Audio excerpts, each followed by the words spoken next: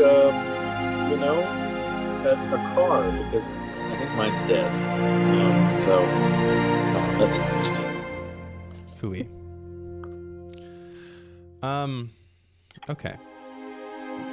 We are on the starting soon screen, so Start soon. Right? Oh, fuck. How do I go Is it I think it's my turn to read. Maybe. It just might be. System.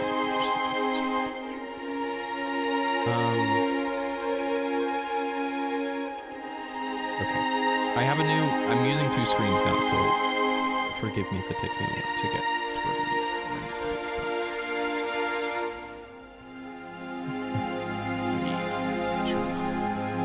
I don't know what I'm getting. Welcome back to Win in the Wild, everyone. This is session 31. We are firmly in the material plane now. And things are, I don't know, a little silly, a little weird, a little dramatic. Anyway. When have we ever done anything silly? This is a serious campaign. Serious only campaign. There's no jokes. The last campaign was evil. This one's serious. Yeah. No jokes I at still all. want to cut people's fingers off. Yeah, you're out of the group. We're still gonna kill the horse. Okay. Kill every I horse will. we see. I will, in fact, drop a scale in the water. You might be wondering why I haven't put any horses in the campaign so far. They don't exist in this world, actually. Yeah, there's It's actually, wild, right? Yeah, there's no horses. Caleb's in character killed the horse. in a previous world, which we find out to be canonically our last campaign, all the horses were murdered by some asshole character. Thousands of years in the future, from the last campaign, here we are. All Well, right. Ariazel actually had to kill all the pixies and all the horses in order to... Oh Sorry, no, we gotta no! retcon that. Pixies, Yeah. horses were actually just pixies in disguise. That was it. Or the pixies, all of the king's men. That way he could kill all of the horses and all of the king's men. Okay. I feel like that's a hat on a hat, Austin, but I'll take it. I'll take it. We're cooking. Okay. It's a little nasty right now, but Okay. So who does that make Humpty Dumpty? Ariazel, obviously. Yeah, but he could obviously got put back together again. Yeah. Or did he? Oh, no. Is that our mission? we'll find out. We figured out just your seating- yeah. plan, Avery. Yeah. Dang it, you figured it out. He actually just is an egg. All right, and we're stopping here for the night because... All right. Oh yeah, that's no, what Avery, we've cracked it. Oh, okay. All right, read the recap. I don't know whose fucking turn it is. It's Enough of this. me. All right. Whoa! Ow! My cat is biting me. One of the Wild, section 30. The party stepped through the portal into a wintry forest. Horace felt his memories rush back to him. This tree was the very one that had taken him to the Wild, just outside the village of Last Hearth. A halfling was chopping down a tree nearby. The ball and chain around his ankle aroused suspicion. Glitter seemed upset that he was chopping down a tree, and she would only chop down bad trees. Jeatz immediately assumed that any non-human in this place was enslaved and changed his appearance to resemble his father when he was younger, hot stubble and all. Oh, The yeah. halfling was on guard as soon as they approached. Varric spun a tale of Lord Fresk enslaving him for being a halfling, not like those monsters. Varric promised them the key to his life savings if they freed him. They approached the village. The small bit of farmland outside the village wall was a sorry sight. I assume that we freed Varric. It doesn't say that here, but... Oh, yes. I suppose I left out the little detail. Yes, Varric, you did free Varric. Freeing is an interesting take on the events that happened. No, keep reading. I think. Oh, okay. They approached the village. The small bit of farmland outside the village wall was a sorry sight. Oh shit! No, I did completely omit it. Okay, sorry. I think I had a paragraph in there that I struck in the recap. Anyway, yes, Varric got freed. Sorry. Cool. The sheep and cattle looked emaciated and splotchy. The guards, a tiefling and an orc, let the party in with little questioning, even pointing them to the inn. They made their way to the halfling's house, only to find an older woman inside playing with a child who happened to be Varric's. The older woman, Sabrina, runs the inn with her husband, Lucas. Horace worked for a bit at the tavern, earning a room and a pint, while Jeatz and Almyre watched the child found the lockbox, which contained a few copper pieces. Sabrina relieved them of childcare duty and let slip that Varric had killed his wife and tried to sell his child into slavery. The rest of the party stopped by the tavern for the night. Jeatz played a banger on a piano tune, gathering a few coins for his efforts. The Western traders, mysterious figures completely covered head to toe, were willing to part with some gold for a few items for the party. Later, Sabrina came in with the toddler, saying Varric never came back, so she had to watch him. The next morning, Horace gave her 10 gold for her trouble with the child, and they set out looking for the Western traders. They were already on their boat, leaving the village. Horace went to speak with a legless beggar in the market who turned out to be his uncle, Daveston Reynolt. Initially in disbelief, Daveston realized it was truly his nephew. They went to the temple where he explained everything. Victor Kane led a revolt against the so-called monstrous races that had been exiled to the north on the orders of King Melchior. Melchior, yeah. Melchior. Horace's parents were part of a group called the Humanists, who were willing to support the displaced orcs, dragonborn, and tieflings. Kane's uprising broke out in Last Hearth, where Davestan lost his legs. Kane hunted Horace's family into the woods. The clerics of Melchior, Lord of Light, left the north due to lack of support from the Solarian after Kane's forces were defeated. Horace learned that the old gods seemed to have been replaced with worship for King Melchior. The party gave some gold to Davestan to help repair the temple, poised to set out once again. That's where we are now. So in a bit of a sweet moment, you guys gave some gold to Davestan, who's sitting here reserved and to himself. But with that, we're... A sweet moment? Well, it was nice of you to give him some gold. It was nice of me to give him gold. It took some persuasion, but we Hey, if you're gonna complain about me editorializing that makes you look better, then I'll just make you look like the bad guy then.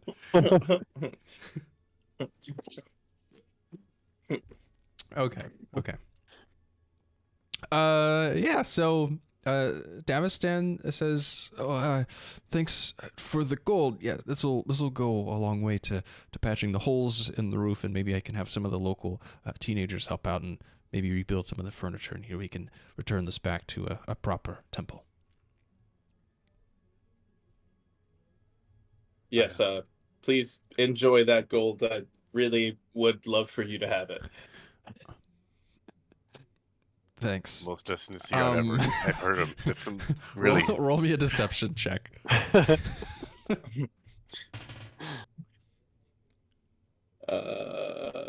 my deception. Okay. That's a 9. He only got a 5. You got lucky. He nods his head and says, "Thank you." Of course, anytime. It's all right, do that. I give just a glare at Horace, like I'm getting that gold back. I step on his foot.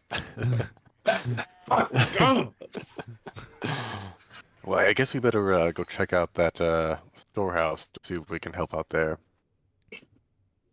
Yeah. Okay. Alrighty, so do y'all want to head to the storehouse first or go by the mayor's house? I'll go back to the map so you guys can see where you can go. Last Hearth. There we are. I mean, the storehouse sounds like it probably is a good stopping place. The mayor's feels a little official, and maybe that's the last place we should stop. I'm good with that. Okay. Yeah. Cool. All right, so you guys make your way across the village, small though it is. And as you're crossing, you see the statue in the middle. You guys probably reckon that is King Melchior. There was like a faded image of him in the temple, and it does bear the same likeness to this stone statue. Just for what it's worth. Is there any writing on it? Horace, can you read Common? I guess you might be able to speak it. Well, your parents wouldn't have had anything to teach you how to read with, since writing fades in the wild. I guess I wouldn't know how to read. Yeah, I guess by that logic, I wouldn't either, right? Unless Yeah. What are these symbols? These runes. 500. I'll just say, I know how to read, but I just can't read this language. But no, I can't read, can I? Wait, don't you have a helm that lets you read? Well, I mean, it costs. Yes, I would have to cast a spell. Yes. If there's ever a time for you to use this, in this one situation that you can do something we can't. Oh, okay, fair enough. Okay, I cast Comprehend Languages. Okay, so for an hour I can read. Okay, validating Avery's item. Perfect. Thank you. Hey, could you imagine if you didn't roll well on your investigation check in the library in the tower? We could have missed this really important statue. Yeah, I know. There's so much lore packed on this statue. Gonna move. I'm so glad. It tells us how to beat the bad guy. Right, yeah. Okay. There's like 30 Easter eggs just in it. It's like in Far Cry when you just like wait long enough at the beginning that the game finishes. Yeah. Okay. So Almyre, you walk up to the statue and you put a hand on it, since you have to touch it to read it. And what you read is a short epitaph that says, "Praise be to King Melchior, Lord of Light, Savior of the Empire." And you see someone has taken a knife and crossed out Savior, and it reads monster. Oh. Well, that's quite interesting, don't you think?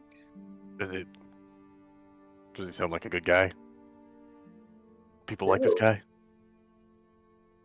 It also sounds like him or his people haven't been by here in a while to crack down or repair this. If that were to happen in my kingdom... I guess my uncle did say the kind of well, I guess they should like him, right? So Melchior, they replaced the old gods with praising. The statue was, I guess we would assume, Lord Melchior, right? Yeah. The statue is of King Melchior, right? Or I guess maybe it was Victor Kane's people that maybe have scratched that. Right. It's hard to tell, based on. Roll me an insight check, actually.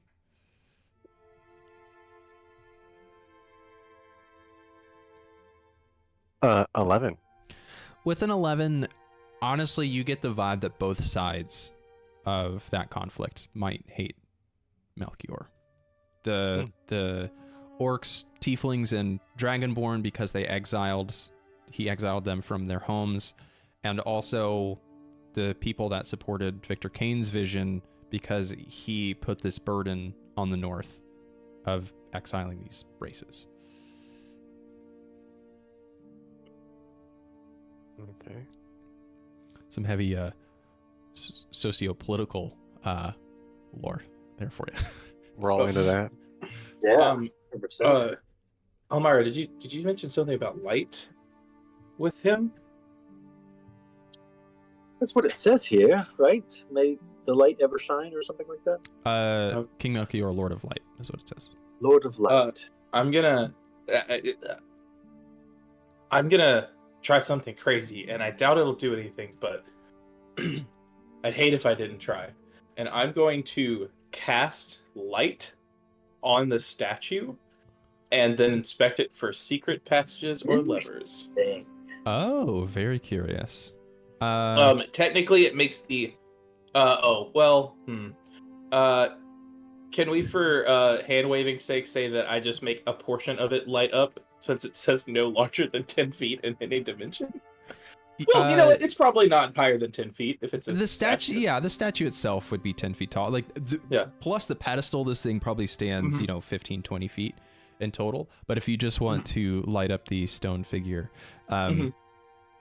sure. So you touch it and you light up the stone figure, and nothing about the statue comes to life, but you do see one of the guards from the entrance runs in, and it was the orc from earlier, and he says, "You there, what are you doing casting magic?"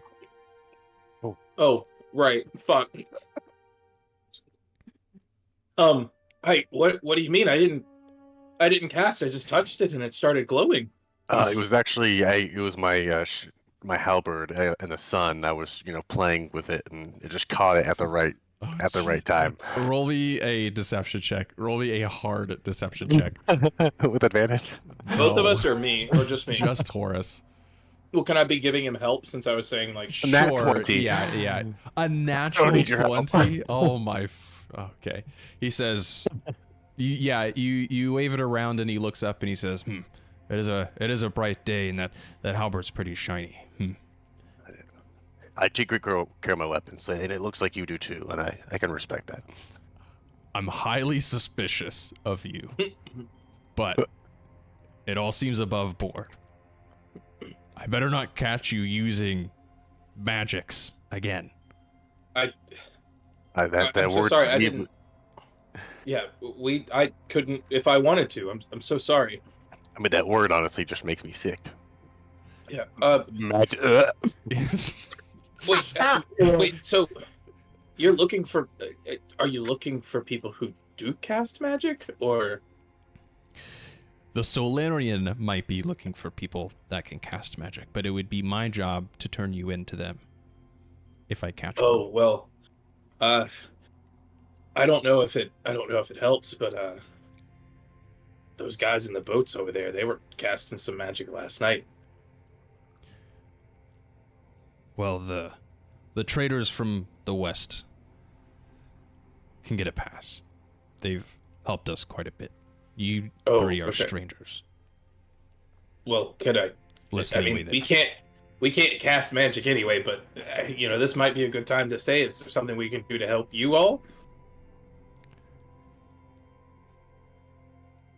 Actually, you know what? For me, not turning you into the Solarian, there's a bit of a rat problem in the storehouse. Eating grain, chewing through potato sacks, and all that. They're not just your everyday rats, so I would approach with caution.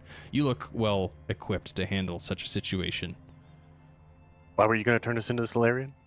Oh, because if you happen to be casting magic, I do believe you're just that it was assuming the we weren't. Right. But if you were, I didn't catch you casting magic, of course. But had I, then I would have to turn you into the Solarian, and as payment for me not raising suspicion to the Solarian about you three, then I would ask that you take care of the rat problem. Scratch my back, I scratch yours. And where were these rats again? In the storehouse over there. And he points over to his building. I didn't get your name. It's Gunther. Oh no, not Gunther. Do you have a last name? I cry. We orcs have mostly abandoned last names. Well, it's nice to meet you. But if you must know, I am Gunther, son of Gork. Oh, is Gork a big figure in your tribe? It's been a long time since Melchior sent us up here and disbanded our communities. Tribes is kind of a archaic way of looking at it. The old ways. Well, just because it's old doesn't mean that it doesn't still have a place in your heart, right? Well, I prefer communities. Call me liberal, but Gunther, I'm more progressive than my father Gork. I'll put it that way. Oh, gotcha. It's make Gork great again, right? Yeah, see, my father and I didn't really get along that well. That's why I hesitated to mention he was my father in the first place. Well, if it makes you feel better, man, my dad. I'm not gonna see him again for a while, so just remember, even if you don't get along with your dad and your family, it's definitely worth keeping the relationship. Sometimes. Gunther, we're not really from around here, so so why do people hate magic, or what is? He walks over and looks up at this figure of King Melchior, and he says, well, you see, King Melchior, he killed the old gods, or has claimed to. And with that, he said he would kill all old ways of life and brought in a new age of prosperity.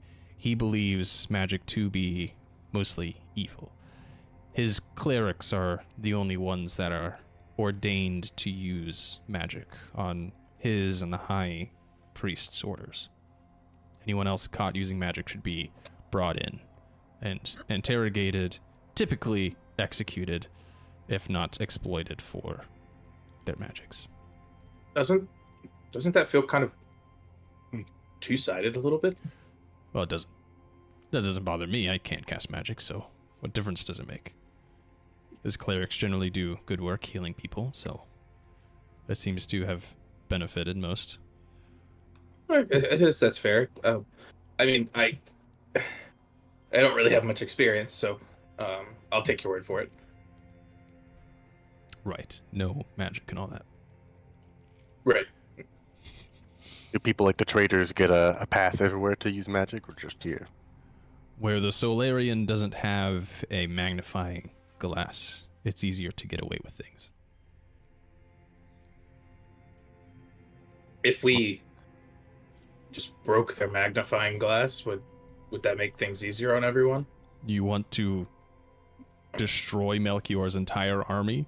The Solarian are quite the force to be reckoned with. I thought you were saying he had like he was in a tower and he was watching from just like a distance, and ironically it would have to be some kind of magical eyeglass, because like it's a big distance. I mean, I can't see a tower, so I just assumed. I'm sorry. Well, he does, I think, technically have a great magnifying glass. The light of the Lutzen Tower does stretch across the mountain range to the north. He just lines up multiple magnifying glasses to see farther. Interesting. So you're not technically wrong, but you're also so far off the mark. Well, it's so crazy to just stumble into the right concept and yet be so not in the right concept. I really this is just how my life goes. Are quite an interesting bunch. Listen, I have to get back to the gate to make sure no one is stealing the cattle or the sheep. Go take care of those rats, and when you're done, go tell Lord Fresk and tell him Gunther sent you. Okay. Oh, yeah. Okay. Gunther, yes. Can I look behind? Did you forget my name already? No. I was chuckling under my breath to make go great again. Glitter whispers into your ear, Horace. Gunther's kind of an easy name to remember. You would think that he would remember it. No, I never forgot the name Gunther. Gunther, it's very important to me. He's terrible at names. Gunther says, wait, is that a pixie? What is that thing? No, she doesn't. No, she doesn't. She doesn't show herself. I look at the, I want to look at the shield and see if behind the statue, to see if behind the shield he actually has a magnifying glass in his hand. Yeah, roll me 2 nat 20s in a row, and he has a magnifying glass in his hand. Oh, that's 1 nat 20. No, no way.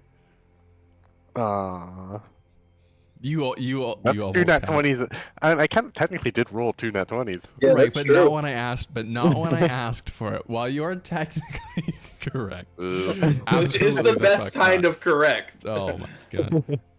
Okay. Sam Reich pops out and he's like, Gunther- I've been here the whole time. Oh my god.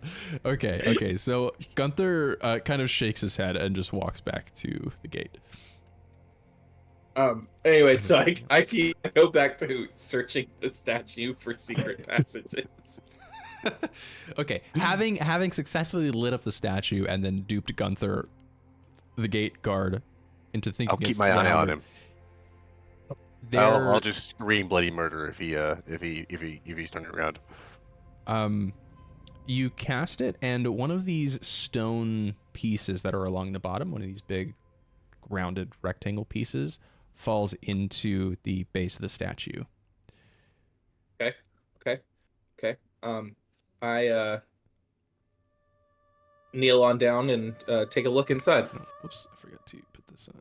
Is it like there's just a little pocket, or there's like a space that I can fit my head into? It's just a hole that you can Okay. Fit your head into. And when you do, a rat jumps out and attacks you. God damn it. Damn. It's going to be an 11 to hit. Probably. That's gonna miss. Thank God. Mr. Rat, I'm gonna need you to calm down. Yeah, and I will. Yeah, you can just take your turn next. Fuck! I can't cast magic. I'm a goddamn sorcerer, guys. We did roll initiative. It depends on what Jeatz wants to do. I think I'm just gonna be like and then I'm gonna swipe at it with my sickle. Yeah, my dagger. Did you get a I'm sickle? pulling. Anyway, I started with it. Oh. I worked in a farm, asshole. Have you ever used it? I don't think so, because for some reason I have a +2 to the dagger, but a +1 to the sickle. Not really sure why. Oh, a sickle might not be a finesse weapon. I don't think it is.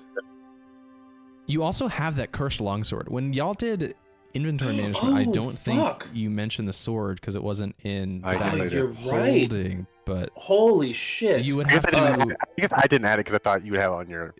Yeah. That's like a character sheet item. Dude, you I would have totally to- forgot about that. You would have to attune to it though if you wanted to use it. Is it? Can I like use it as just a longsword though?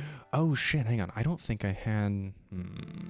I don't. Did think you make an item for it? Necessitated attunement.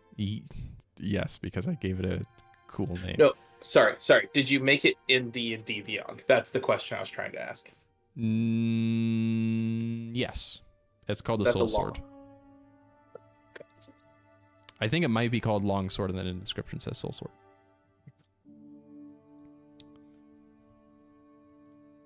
Longsword.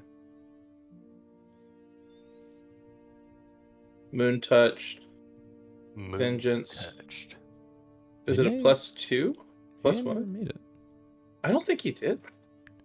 The only thing that pops up when I type soul is Librum of Souls and Flesh. No, I guess I didn't. Well, then, oh, you do have to tune to it. Sorry. I'm reading the description again. But every time, the players must roll a d10 on every saving throw. Yeah. So it changes the effects of your saving throws. And it's a short sword. Oh, that would probably be why I couldn't That find it. might be why.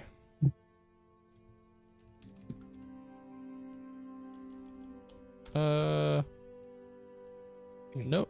There I guess I are never 2 did. short swords in here. There's short bow. No, yep. No. Well, can I just, for the moment, since I'm not attuned to it, just use it as a short sword? Yeah, just like a plain short sword that you're proficient with. Okay. Yeah, Okay. That's fine. I'll just add a short sword to my inventory for now, Yeah, that works. and then equip. Okay, so this rat has jumped out at you, Jeatz, and you're just swinging at it with the first thing you can grab in your pack, and it's this short sword that you completely forgot about. It's like, huh, I don't remember that being in my pocket. I wish that I could just make it to where I was proficient with it, but I guess can't. Anyway, so yeah, I'm gonna swipe at it with the short sword. I technically get a +6, but this says a +2, so I'm just gonna add 4. So that's a 24 to hit. Yes, 24 will hit a rat. Okay, and then I hope so. D6 +6. That's gonna be an 11. That's 11 damage. Within 11, you slice through this rat and chop it in half. I think Sorry for the instinctually I gruesome just image. grab it, and then the rat jumps into the sword, and it just bisects itself as the sword's in front of my face. I don't actually do any work. Sure, yeah, the sword is just that sharp. You. Yeah. Okay. And then in my head, So I hear a much voice that clapping. goes, "I hunger." That is more amp than you know. Okay. Okay. So yeah, that's it. You look back in the bottom of this of the statue, and there's nothing. Okay. I think we I'll need look to at take a everybody. long rest here and Mhm. come back Alright, and recoup. look back into this. Yeah. Do I level up? You actually lose a level for asking the question.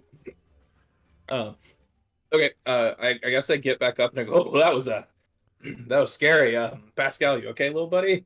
I pat him inside of my. Yeah. Okay. Cool. All right. Let's go. I guess let's go to the storerooms and deal with, I guess, more of these little bastards. All right.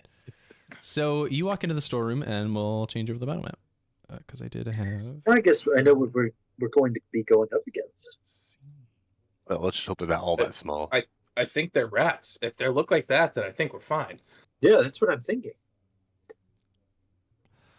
Alrighty, so you go into the storehouse, and this is what you see. Let me pull up the storehouse on my end. Storehouse, baby. Okay, so as you walk in, it feels relatively empty. You see some busted crates, some rotting wheat. The shelves to the right of this front entrance look barren. There's not a ton going on in here. That said, if you want, you can roll me a perception check as you guys are looking around. I think I will. Okay. I will as well. I still have disadvantage. Oh, because you Oh, still yeah, have you still have one of level. exhaustion, Almyre. That is, and That's rough. Well, you know that I get really excited every time I look at the P's section of my character sheet, and I'm like, yeah, I get a +10 to perception, and then I realized that my perception is +2, and everything else is +10. got Performance 15. of persuasion. It didn't fucking matter. I got a dirty ass 20. A dirty 20? Nice. Okay, that's pretty good. 18 for Almyre. So- With disadvantage, nice. Yep. You guys are looking around, kind of turning some crates over, approaching cautiously or just kind of with reckless abandon? Like, how do you guys want to? I'm probably not being too cautious. Yeah, I was gonna say cautiously, but after that rat just killed itself on Jett's sword, I'm like, all right, whatever, fuck it. Okay, so Come on, rats. Jeatz, with a dirty 20, you are looking around. You don't see much. As you go over to look at where Horace is standing, you see a drop of red land on his shoulder. Where Horace is standing? Yes. okay. And Cool. you, I do the stereotype, hang on, look I'm up. not- Oh, man. Yeah. You look up and you see this giant rat heaving, blood dripping from its mouth. And as you look around the rafters, you see 4 of them They're in the rafters. poised to attack. Everyone roll initiative. Hey, that's an 11. I hate that I fucked. rolled 2 nat 20s for the dumbest shit. Is it In a initiative? row, Three. too. It's, I got 3. Horace, what did you get? A 3 total? Yep. All right, Almyre. Is initiative an ability check? No. No. That's its own thing. Cool. 14. I think in the new fun fact, in the new D&D 1, I think initiative and death saves are not affected by things that affect checks. These rats do get a surprise round. I rolled a 23 on their stealth check Oh, wow. earlier, so they are going to get to act first. I do still have to roll initiative. Wait, don't Horace, do you have alert? No. Was that I keep That was I keep Ka, I that believe. was Ka, yeah. Yep. Okay. So they got a, and I'll share the initiative tracker here in a moment.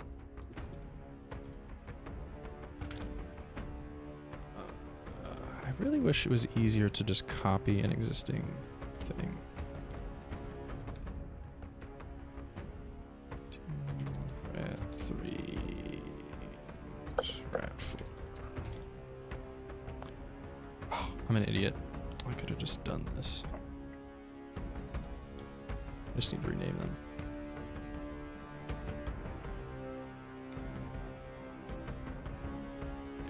Awesome. What do you do? I'm not used to seeing myself on this thing, so Like, how do I sit while I'm on camera? Like this or like this? Sorry, I should have had this prepared ahead of time, but I forgot.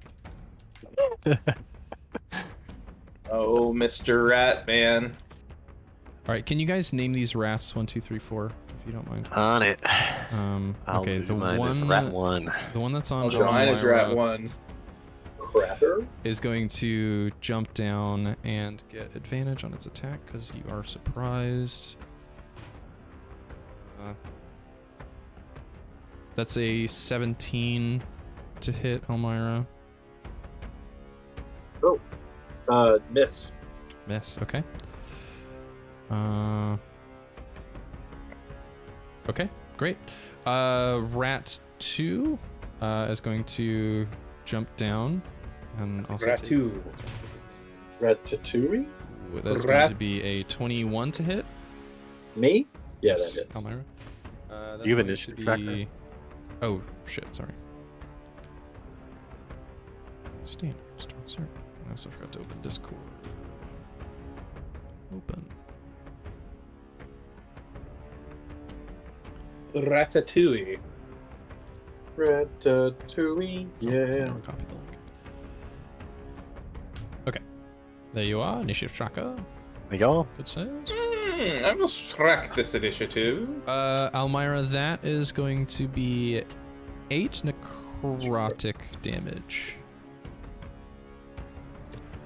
Rat 1 is going to jump down and attack Horace with advantage. That's a 23 to hit. I'd say that hits. 10 necrotic damage, and Rat 4 is going to jump down and attack Jeatz with advantage. That's a 19. That hits. Necrotic. Okay, that is 11 necrotic damage. That's not like I can't heal that much necrotic. It's just regular necrotic. Correct. Yeah. Yeah. Cool. That takes us to Almyre's turn. You're up at the top of the Oh, board. wow. And I rolled low. Okay. Where's my list of things I can do? I'll put Rat 3 in the square here. Okay. First things we are going to do is we are going to phase step as a bonus action. Okay. 5, 10, 15, 20. We're going to end up right here. Rat 2 and Rat 3 will both take 4 fire damage. Okay. 2 and 3 take 4 fire damage. Yep. And while I am here, Are they bloodied yet? Yes, they actually also, despite dealing 11 necrotic damage, they still also only have 1 HP. No. These are not your everyday rats. Yeah, you look at them and just like hunks of blood are just like dripping off their mouth. These ain't How big are normal they? Rats. They're huge. They're like as small as a halfling, basically, or as large as a halfling. Wow. They like stand on their hind legs instead of walking on all fours, kind of. They actually have human legs. and we will do magic missile at 2nd level. Okay. Which of these buddies? Rat 3 will take 7 damage. Okay. And Rat 2 will take 6 damage. Alrighty. Sharing the love. I don't really. I'm gonna Sorry. move myself like just right here. Jeatz, that is your turn. I, seeing how terrifying these rats are, cast Prestidigitation, and I create in my hands. What the Oh fuck is no. If it's cheese, I'm gonna be mad. No, but you're gonna be mad. I create a small flute, and I start to play, trying to get the rats to wrangle and dance. What? Like the trying to Pied get- Piper? I'm going to try to act like the Pied Piper and distract the rats into dancing to my beautiful flute sounds. Roll me a DC 30 performance check. Can that even be done? Yes, me? Oh. Yes. I have a plus 10. I need an add 20. Well, that's convenient. You have a 5% chance of This is the succeeding. time. You've This never is the needed a time. nat 20. Oh my god. Was it a that? 19? 19. No, it was on 20. And then, like, fucking just... Oh, you hate to see it. Thanks for being honest. Fuck you. yeah, No, the rats yeah. don't get charmed by your flute. They just are sitting there seething. Oh no! They sound- I don't know why that didn't work. And then I like flick the flute away, and then I quicken spell. It stuck to your hand. And then I quicken spell a 4th level chaos bolt, Oh god. Okay. or a 3rd level. Sorry, it's a 3rd. That's what I meant. Not Actually, fourth. it comes from the end of your flute. And I'm gonna do that and twin spell it. So 3, Go off, 1, King. 2, 3, plus 2, 5. I'm What's gonna your spend attack roll? 5 sorcery points. I haven't even gotten that far yet. Give me a moment. Oh, you still have to Okay, manage so sorcery bullshit. so the first one is gonna go after Rat 4 that's hitting me, and Okay. that's gonna be a 21 to hit. That'll hit. And Rat 1 for the twin spell is going to be a 25 to hit. Will hit. Okay. Nice. Math. I need 2d8. No, I fucking don't. Oh, well, I do still need the d8, but it does necrotic damage. I hope for your sake the changes in D&D Beyond don't affect Chaos Bolt. Dude, I know, right? Right. Oh, wait, that's way too many fucking d6. There we go. All right. So that's 4, 9. That's a 6, not a 9. 5. That's 11. Bizarre. It Plus kept 8. looting the same 11 tree. plus 6. So that's 19 damage on Rat 4, and I got 2 Of 4s what? on my. Of what kind? It's all necrotic, buddy. I'm Oh. still dark and evil. I did not realize when I picked this enemy they are immune to Oh, necrotic looks like damage. it would be. Oh boy, Looks like then you can I might not have have to twin use that. spelled? I definitely had to quicken spell regardless. So. Yeah, do you, I guess you don't have to use twin spell until after you cast your first spell. Seeing that your first spell doesn't work, I'll let you get away with, because like it's kind of a big punishment. You don't have to have used your sorcery points to have twin spelled. I will How do say, you get I rid of that? will let you loot. He has to be uncursed. I will let you use the longsword as just regular slashing damage for now. But Okay, yeah, you good. cast your Noted. first Chaos Bolt on Rat 4. It's angry that you tried to play it a tune, and absolutely nothing happens. It just takes it. It does not look hurt at all. Well, the good news is that since I did roll 2 4s, it still bounces as if I had cast twin spell.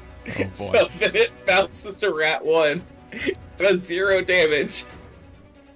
Yeah, it's not even resisted. It's just immune to necrotic damage. That's awful. Thanks, buddy. I appreciate it. Which does tell you that It is undead.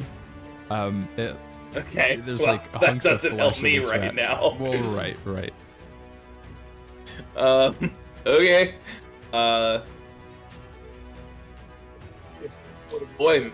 Boy, damage isn't fun when it's all necrotic, is it, guys? It's a good thing I didn't cast Fireball.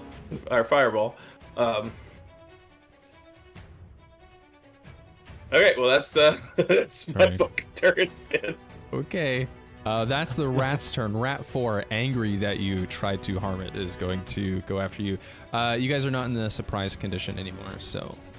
I go back to just playing the flute, since I can't do anything. Rat 4 is definitely going to miss. Rat 1 is going to come over to Almyre.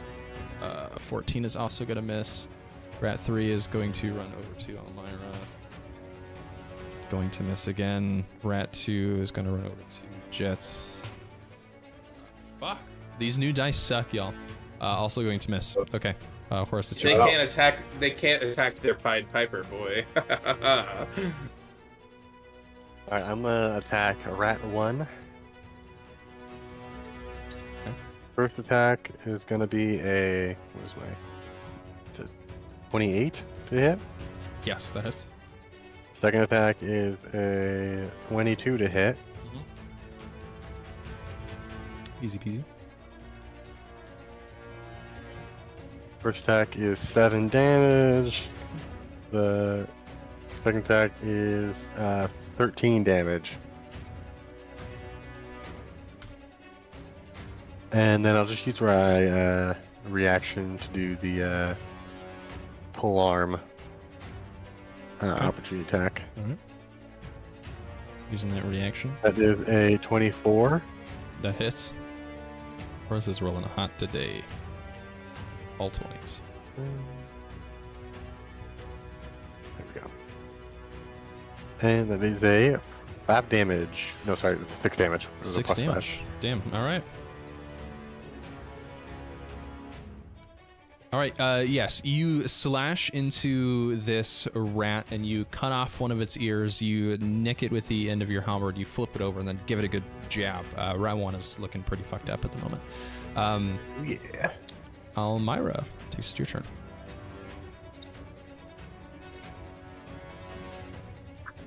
What do you want to do? Go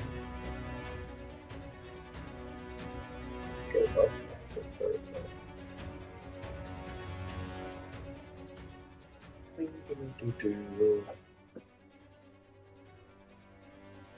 Sorry, I've got some options. Sure.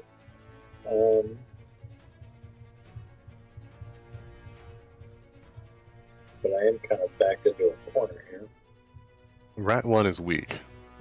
Rat 1 is weak. Gotcha. Let's go with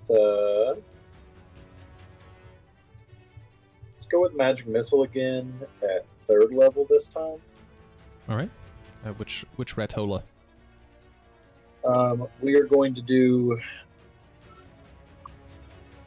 I've got 5, so. Oh, you like to split up magic missile. That's right.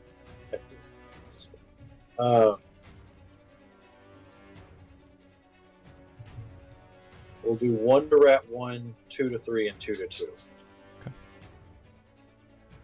So Rat 1 is getting 3 damage. Okay. Rat 3 is getting 7 damage. Sorry, 8 damage. Okay. And Rat 2 is getting 6 damage. All right. Are they all still up? Okay. Anything else? They're all still up? Yes. Okay. then Rat I 1 will- is not as weak as you thought.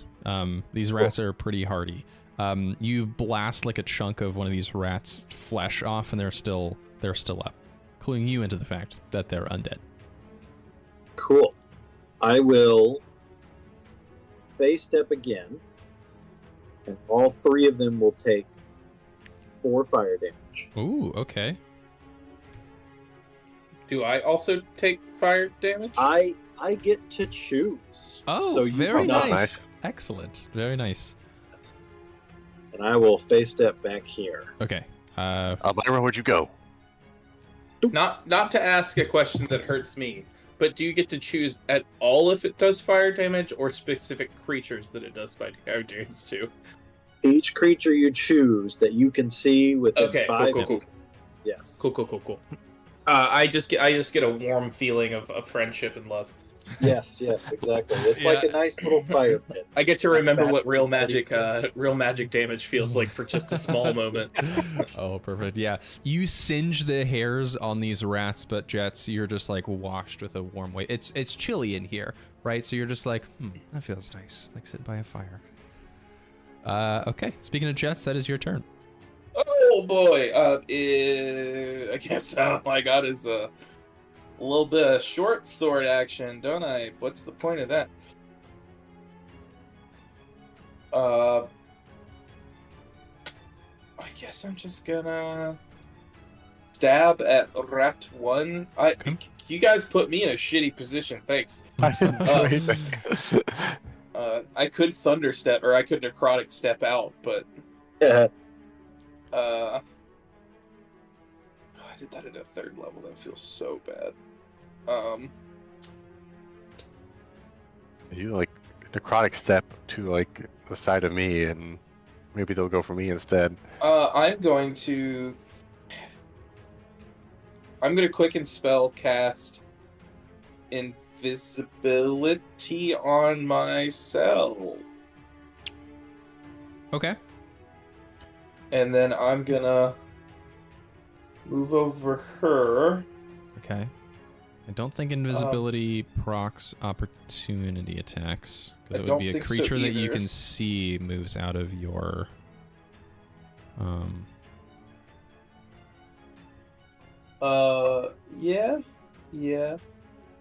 Yeah. I guess I still need to do something or another useful. All damage? Damn you, man. Yeah, I guess I'll come out of invisibility and stab Rat 1 with advantage, right? Because I'm invisible?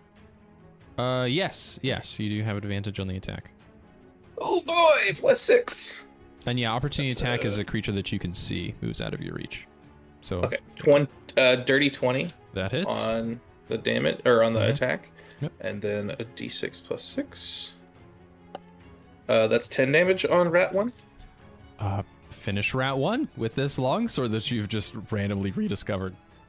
I already used my bonus action. Damn it. Okay, so I disappear from the three rat in front of the free rats, and then I sneak my way around Horace, and as I appear, I am looking dead at him in the face and stabbing to my side, and I go, ha ha ha, and and I kill Rat 1, and in my brain I hear once again, yes, more.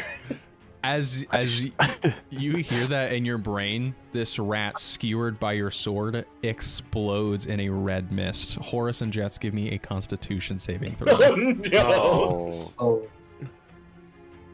Oh. My God. That's a 21. Okay, That is a that'll save. 21. Same. Okay, they will both save. So you're gonna take. Does Glitter have to make a? Does Glitter get a turn? Glitter is not a component of combat unless you specifically want her to be doing something. In which case, beard is protecting her from everything. Right? Yeah. She works on Oh, I Horace's love your turn. beard, Horace. Oh, it's so nice and warm in here. It's kind of cold outside. Okay. Nothing can ever get you there. Y'all are going to take 4 necrotic damage from this explosion of mist. That's for passing. I'm almost That's for passing. dead. That's halved. Do I have a resistance to necrotic damage since all I can do is necrotic damage? No, because you're cursed. There's no upside to being cursed. Generally, That's no not upside to being always cursed. true, but I accept your rationale, but that's not always true. There could be a little good. Oh no! Oh bad. no! Oh, you're Oh good, I casting it. passed. Wow. I passed. Yeah, We're right, because good. you got a wild magic search. Okay. Yeah. Rat I'm up to 7, in case anyone's wondering. Or no, 8. Sorry. Rat 4 has it out for you, Almyre, and is going to run to you. Cool. Guess I can't use my opportunity attack. Yes, you're out of your reaction, Horace. It's a 22 to hit. That will hit. That is 13 necrotic damage.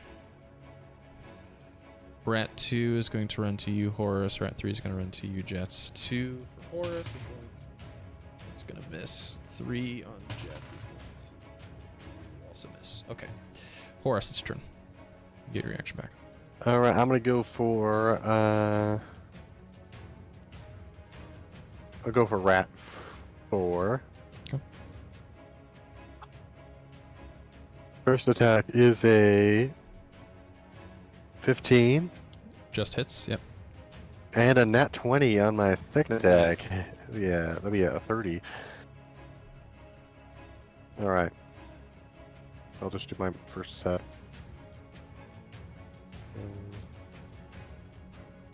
So first attack, I don't roll it. Fucking 2. Okay. All right. First attack is going to be a 7 damage, 7, okay. and then so my second attack is going to be 18 damage, or 16, and then 16 plus 8. 8. Okay. Yep. 24 total. All right. You nearly kill Rat 4, but it's still up. And I use my opportunity attack. Yes, you may. Fuck. Nat 1. That's a 11. No, that's gonna miss.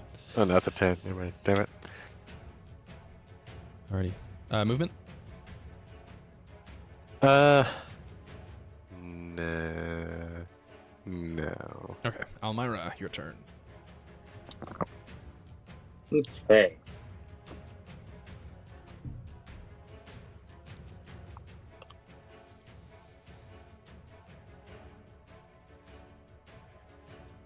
We are going to... We're going to move and take the opportunity attack. Okay. 5, 10, 15, 20, 25, 30. I've rolled 3 19s tonight. That's a 23 to hit. That will hit. That is 15 necrotic damage. Damn. As Okay. this rat bites into your leg as you run past it. I'm going to hold my attack. It is going to be casting Fireball. Oh boy. This is a small. This is a small building here. This building is made of mostly wood and thatch. Yes, we will need to get out quickly. Do we see like the fire crackling in his hands as he prepares this? Absolutely. I think Absolutely. I definitely am like, whoa! I think we've got this taken care of. We can just kill them. I'd like to figure out if we know what's going on here before we destroy this place. You're also Okay. close to the doors, and we have rats between us and the doors, so that's not a good idea. Oh, yeah, I didn't think about that. Okay, if you're sure. The problem is with wizards that, like, your good damage spells are on fire. Yeah. I will. I mean, you have a good cantrip. Unless Oh, you're not yeah. using it for a good reason. Well, yeah, we'll just do fire. Yeah, we'll do Firebolt on Rat 4. Alrighty, roll me those attacks. I was talking about the other one, the one that uses a I know. D10. I'm waiting for that one. Okay. That one's going to be a surprise. Figure. 14. Will just hit. Oh, wow. Holy crap. That's nice. There's a difference between it'll just hit and it'll just hit. Yeah. That's 6 damage. Okay. On Rat 4? Alright. Rat 4 is still up. Okay, dead. Jeatz. Rat Forest still up. Okay. I'm gonna look at Horace and be like, "All right, buddy, you got this." I got it. Okay, cool. I pat him on the back, and then I once again quicken spell invisibility. But as I do, I'm like, "Almyre, I'm on my way to help." So I turn invisible, and that's my bonus action. As my action, I'd like to pickpocket Horace for all his gold. No. I'm not joking. That's what I'd like to do as my action. Okay, roll me a sleight of hand check with advantage. Horace, the question is, are you expecting it? You are in combat, so I'll let you roll a perception check. Sleight of hand. I'm looking at my spells like that's a thing. I mean, you'll notice the gold is gone at some point. That's a 22. I got a 19. Oh, Me too. I also got 22. Oh, roll off. Just raw d20. Raw dog that d20. Is there something in my pocket? All right, what'd you get? I promise to keep mine out. Answer honest. 10. I got a 5. Whoa. Yeah, Horace, you feel him pat you, and his hand quickly goes into your pocket. I'm gonna just like jab out with my halberd, kind of at the butt of it, at where he is. Oh, my bad. Sorry, I thought this was the rat's pocket. Just keep moving. Oh, I need to. Hey, rat, he's over there. Yeah. Okay. And then I wanna like use my blade to like I guess spray some blood on the ground at him, invisible him, to see if I can like cover him with blood so they can see him. Yeah, you swing your halberd quickly to just like spray blood, and you get a little bit on him just so you can see like blood floating through the air. I believe that anything I'm wearing, which would be blood, also becomes invisible. Mechanically speaking, you are correct, but for fun, cool. For flavor, absolutely. But I want to be fucked by some rats. No. So then I should probably actually figure out how the distance of this works. So, 5, 10, 15, or 15, 20, 25. I guess 30. I guess I'm here. Okay. Okay. Pascal too. Staying invisible, I assume. Yeah. Okay. All 3 rats are just gonna come down on you, Horace, since you are nearby. Oh, fuck. That all may not matter. Never mind, we're good. Oh, these dice suck. I have had a pretty high chance of a wild magic surge, guys. Does a 13 hit? Nah. Okay, they all miss. A miss. That takes us to your turn, Woo. Horace. Alrighty, I'm gonna go for number 4. And I'll do 1 attack for an alpha of a 26 to hit. That hits. Go and roll that damage first. And that is a 9 damage. All right, 9 damage. You swing through this rat, killing it, and it too explodes in a bloody mist. Give me a con save. That is a 15. 15 will save, so you're going to take half of this. That's 8 necrotic damage.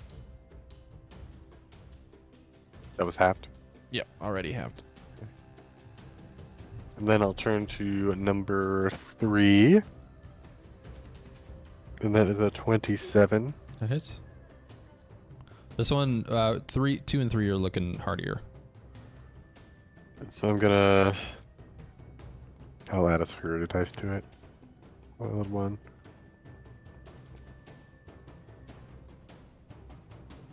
And that's gonna be 12 damage plus.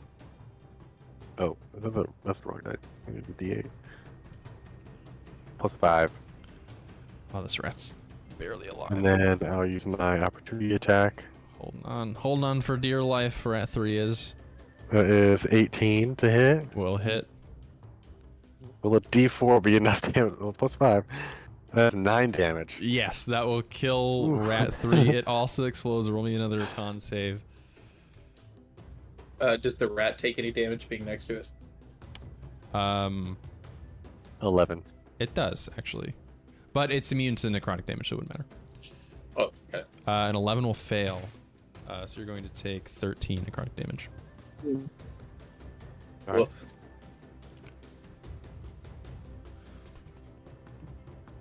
Okay. And that is my turn. Almyre, that's your turn. Oof. All right.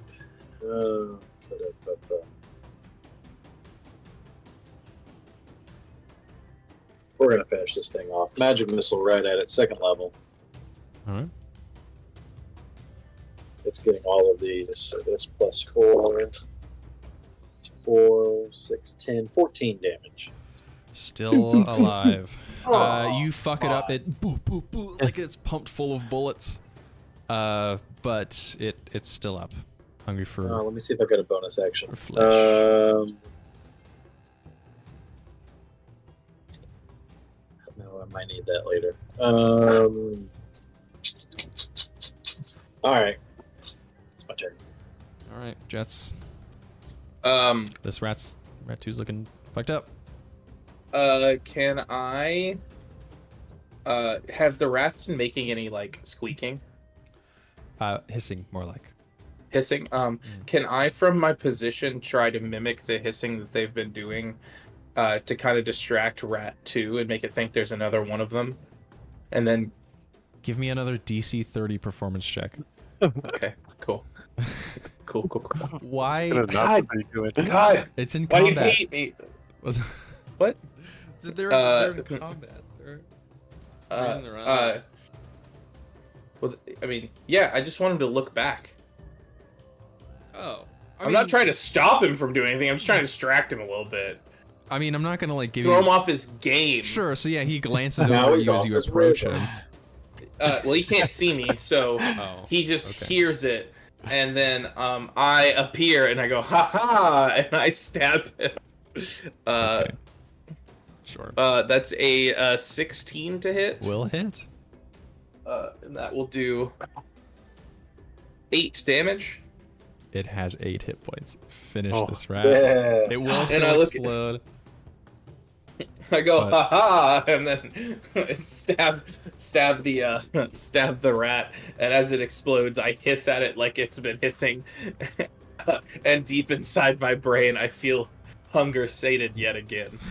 Yeah, blood flies into your mouth, and you're like, I have just the tiniest creep of a smile. Like, Ew. All right, Horace and Jeatz, give me a con save again. alrighty. That's a 19. 17.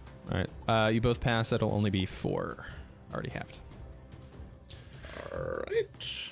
Alrighty. So you guys are have slain the rats. No bodies to be found as they have all exploded into a red mist. Okay.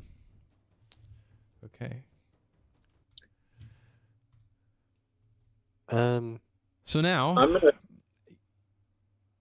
yeah. Sorry. Go ahead. I'm gonna go up to Jeatz as we're coming down a little bit, catching our breath, and speak to him. You, I noticed your spells weren't doing anything against them. Well, yeah, I think it probably has something to do with that. A damn dragon making me do only necrotic damage. So, if I had to take a guess, it probably means that they were somehow necrotic themselves. So I could do nothing to them. But it's okay. I have my fun new weapon that is not whispering in my head right now to stab you. And That is very suspicious, and something I'm going to come back to later. But in the meantime, do you want me? I think I might be able to fix that for you. Oh yes, the hunger. I still feel it. That's true. No. I don't know if I can fix that, but I think I can fix the your necrotic. Wait. All right. I look at Almyre just a little too close and go, yeah, you can fix the hunger for sure. And I grip my sword just a little too tightly. Oh my God. Horace? Hey, I'm so I'm too sorry if I'm busy. overplaying this weapon. Oh no, it is perfect because you know what, before you attune to it, I will send you the description that I have of Okay. of the sword to you in Discord really quick. It is perfect. It is perfect. Okay. I guess I'm gonna be too busy looking at the boxes over here. Yeah. So I passed the self-proclaimed Constitution check I made for myself. So after I say that, I kind of like shake my head. I'm like, oh, anyway, yeah. I mean, if you think you have something that can help, I mean, what's the chance we run into someone else who's immune to that damage type, right? Well, I'm hoping not. It's worth a shot. Let's see if this works. And I put my hands on either side of his face and cast Remove Curse. Oh, cool. Very interesting. You do so. Give me an Arcana check. I realize that like Remove Curse is there for a reason, but I'm gonna have you roll an Arcana check. Of course. Since you're basically fighting the force of the darkness itself. That It's is, a 22. You know,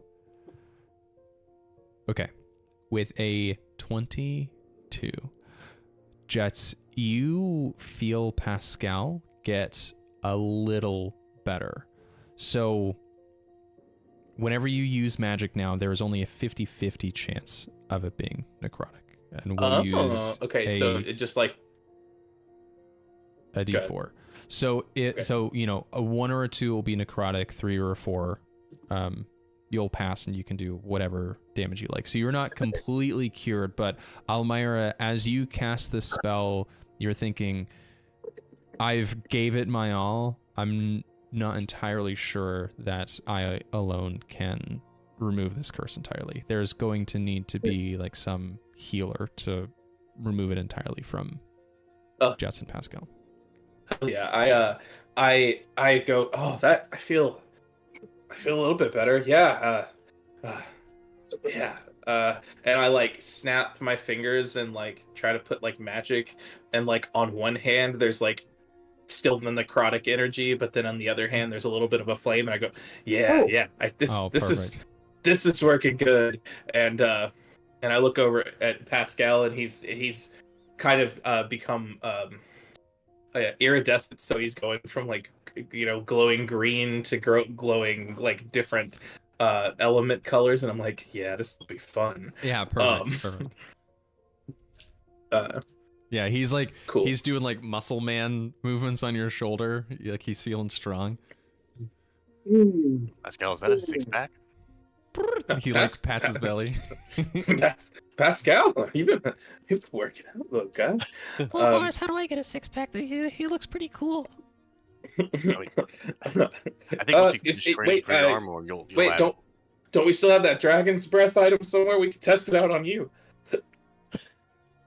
Don't do what? Shit, you want to kill me with the dragon's breath? No, listen, it worked for me. I'm just saying. I hold him out. What are you trying to do to Glyph? I'm not trying to do anything. Back up, Jeatz.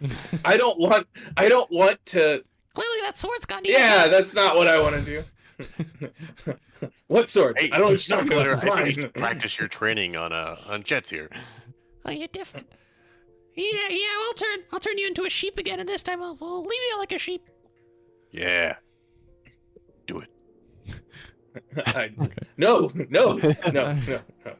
Okay, as you guys are chatting, why don't you go ahead and give me an investigation check? Yeah, serves a different purpose. I want to see if we wanna can look find around anything some that might be the cause for the Amplified. Oh, this is cool. My screen is black again. Can you also hear me? Yeah. Yep. Okay, cool. I don't know what my investigation modifier is, but I'll roll it. That or Arcana. I wanted to see if I could like see why these rats are all gross. Oh yeah, I'll let you roll an Arcana check instead of 17 investigation. Cool. Your Arcana's plus 6 if your screen's not back yet. Oh, I think we did lose him. Yep. What a face. Unless he's just really good at standings. Sorry, for a second. What's up? You something. Oh my god. There is something cursed about this place. Jeez. Can that be the thumbnail? Yeah. I don't have time to make custom thumbnails. I was thinking of like, could I like edit take a picture. Like, could I edit these episodes down to like an hour and a half? Probably. It would just take a lot of time. Actually, you know what? While we wait for Caleb to come back, we'll do a little BRB. How about that? Does that sound okay? Sounds good. Sure. All right. We'll be right back, Caleb. I also need to know. Hey! Oh, of course you come back the second I leave for a BRB. Well, I'm gonna get another beer, but Cool. My driver died or something. Oh, weird. Could you still hear us though? Driver. Oh, yeah, I can hear you for most of the time. I was like screaming and being like, "Please help! I'm stuck with the computer." But none of y'all heard me.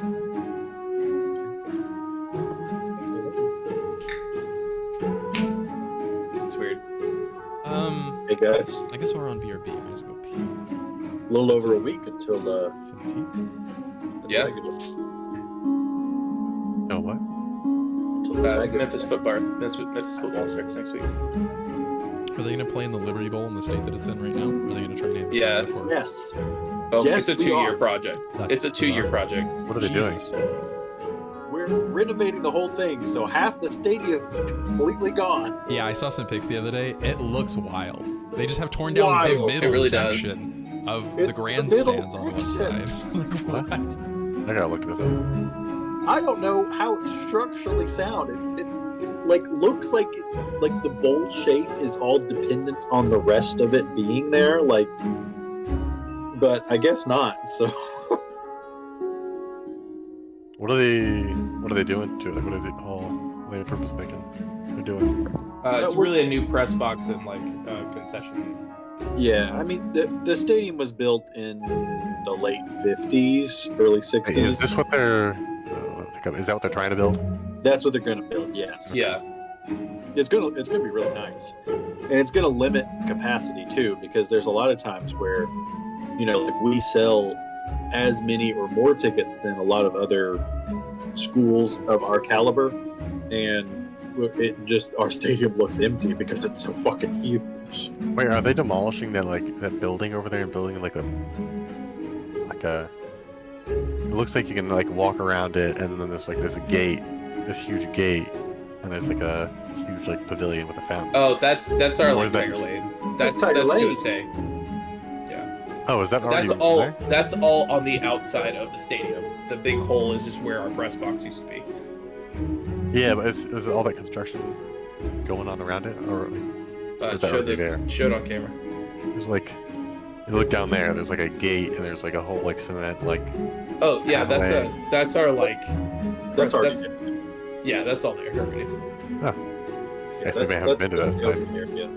The only part of the stadium that's getting upgraded is the stadium itself. The grounds are getting like a land development around to make like not amusement, but it's like a travel destination around the stadium by like a bunch of developers. But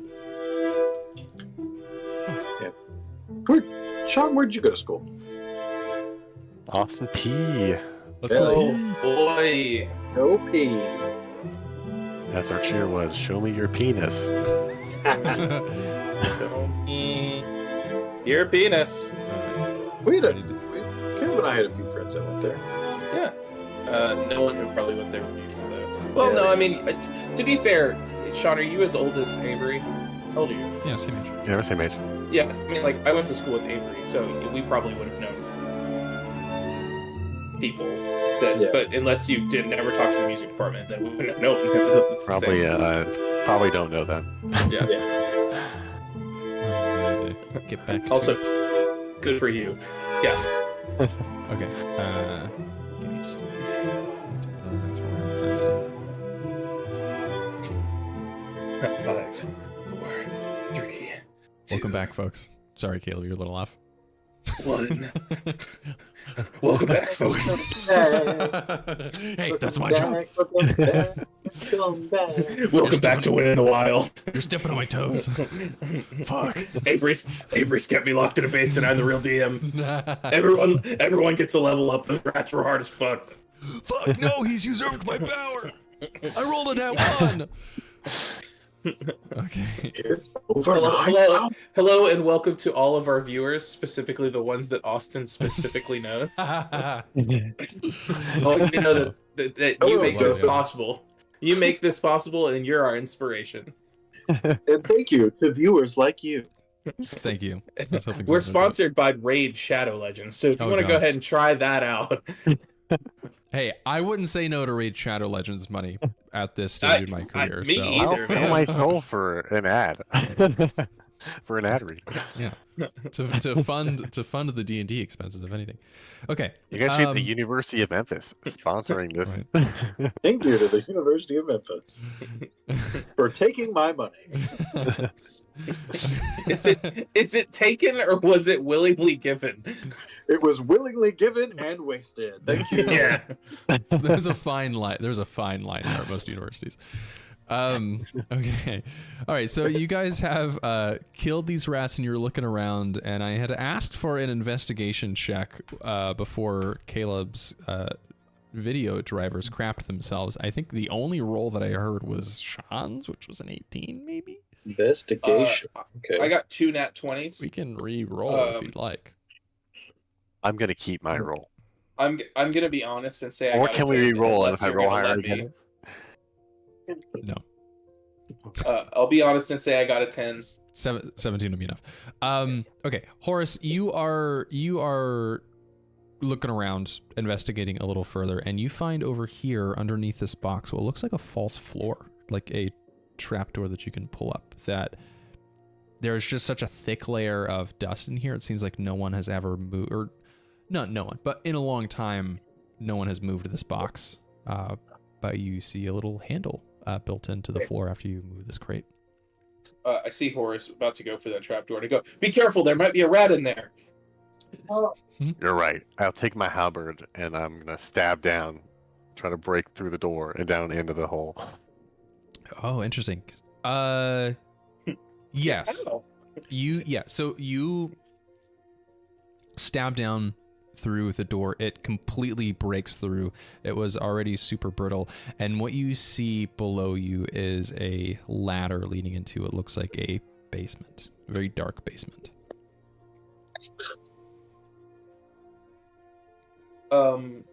Did I hear anything? Give me a perception check from up here. Which door did we come in? The north? The west door over here. Okay. 18.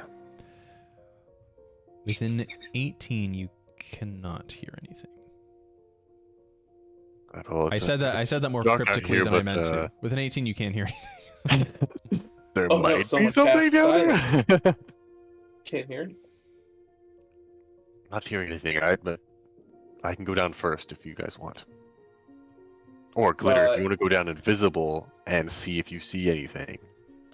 It's pretty. I mean, I can. It's kind of spooky down there, but yeah.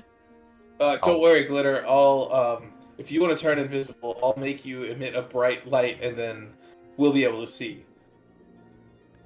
Well, if I'm lit up, then whatever.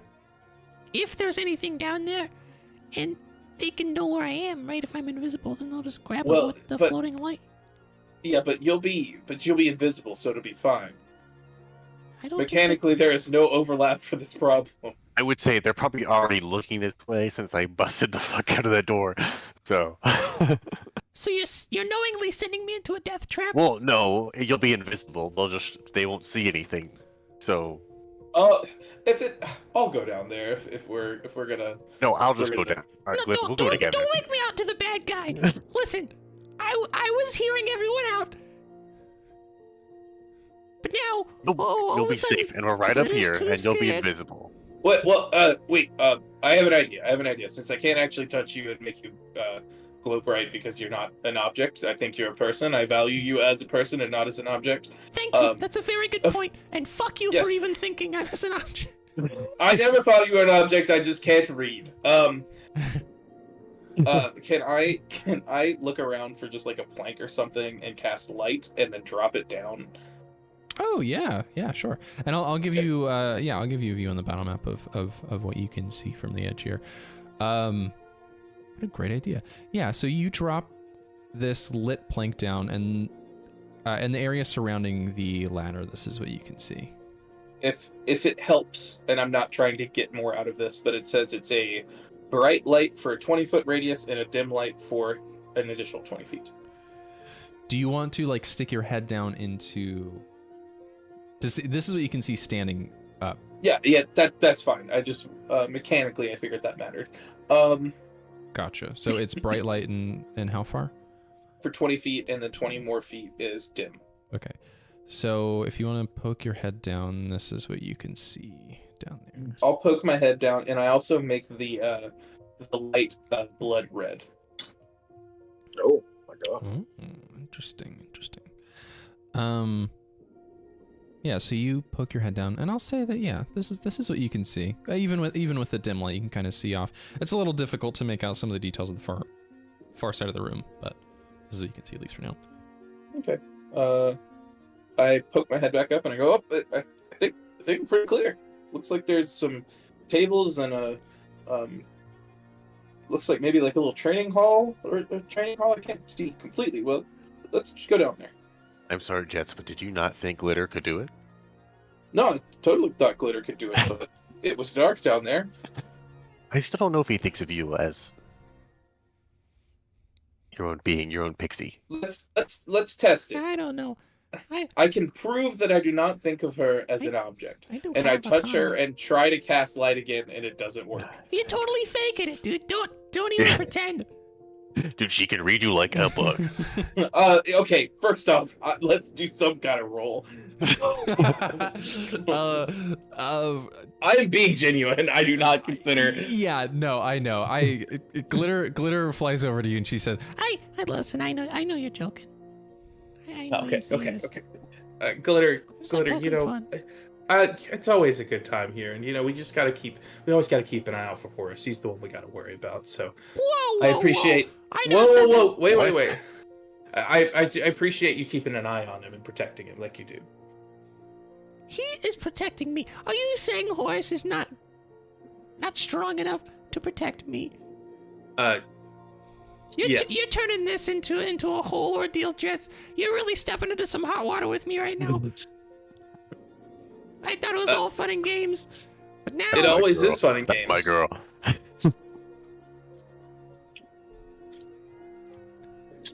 Listen, we'll just pretend like this whole interaction never happened.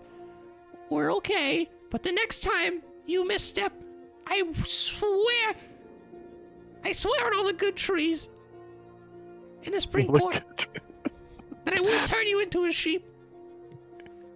Oh, all right. I understood. You sound like you get off on it. I'm gonna turn you into something nasty like a fucking toad or some shit. Okay, hop to it.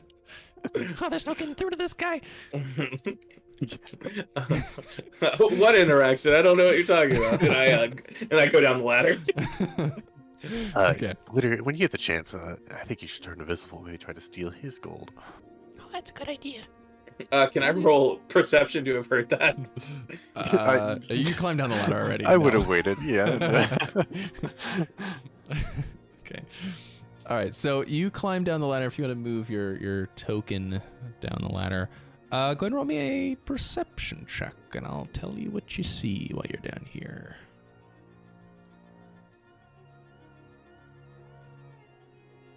Alrighty. Here we go. +2. That's 8. Did my 21. D&D be on update in the middle of my character sheet? That's weird. Oh, there we go. That is weird.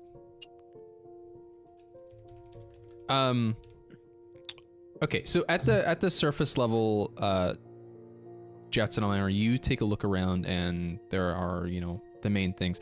There is a rack of some rusty weapons. It's a little damp down here, and these weapons clearly have not been taken care of in a long time.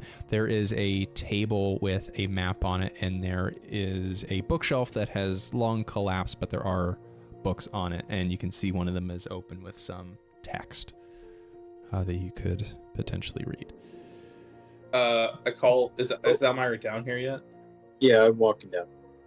I go, Almyre, do you remember that one very specific thing that we can't do that you can do? Can you do it? Oh, yes, I can. Is it still within the time frame for her to do that? Yeah.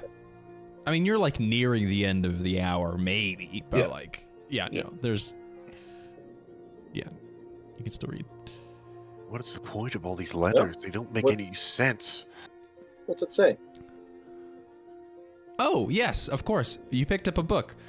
So when you pick up this book, the title is Monsters and You. And as you read through it, as you scan through it, you see horribly inaccurate perceptions and calculations of non-human races. This was clearly written by someone uneducated, but you can reckon that it would be wildly popular amongst the company that Victor Kane would keep, leading the revolt against the quote-unquote monstrous, and all that. It's Mein Kampf, but for basically, yes. It's the title. Never mind. My struggle. Monsters and the struggle. Yeah. Okay, so Jeatz, with your roll, what you see is on the table is a map, and you see a few arrows and circles around two places that you kind of reckon would be where you are, but I will share the world map with you. Isn't that exciting? Yay! Hello, Orpheus. Y'all can't see the sweet boy in my lap. Y'all can't see him, but he's so sweet. Position card. Those are some big spades. Often just because my camera just shows that. And this is a spade, and this is a spade, and this is a spade, and guess what? This is a heart, and this is a spade. Okay, so you look down and you see the world map of the Lucent Empire. Oh, that looks weird underneath everything. But yeah, sure. Oh, there you go. Cool. We are in. So do we know where we are? Yeah. So you are in the top left. Horace, you would kind of recognize memory comes back of your parents showing you like the world map. You guys are in the top left corner here, on Last Hearth, and you see to the south is Duvos. But as you look at it, you see this huge mountain range permeates the middle of what looks like this. What is it when it's like a skinny landmass between two oceans? I'm sure there's some. Is that straits? An isthmus? Yeah, that's right. Yeah, and it looks like there's these seaways maybe, or there's rivers stemming from the mountains in the middle. But there you go. Yeah, there's a few major cities. There's a huge tower that you see at the end of the mountain here. It's one of the more standout features, but yep. Is that a telescope? How did you just pull a telescope? Just spyglass. Yeah. Or a spyglass, rather. Oh my God. Not a magnifying glass, mind you. Yeah, but we said it was multiple stacked. I will put multiple there. It's a joke. Do not put it past me. Okay, so I'll drag that over here for now. Okay.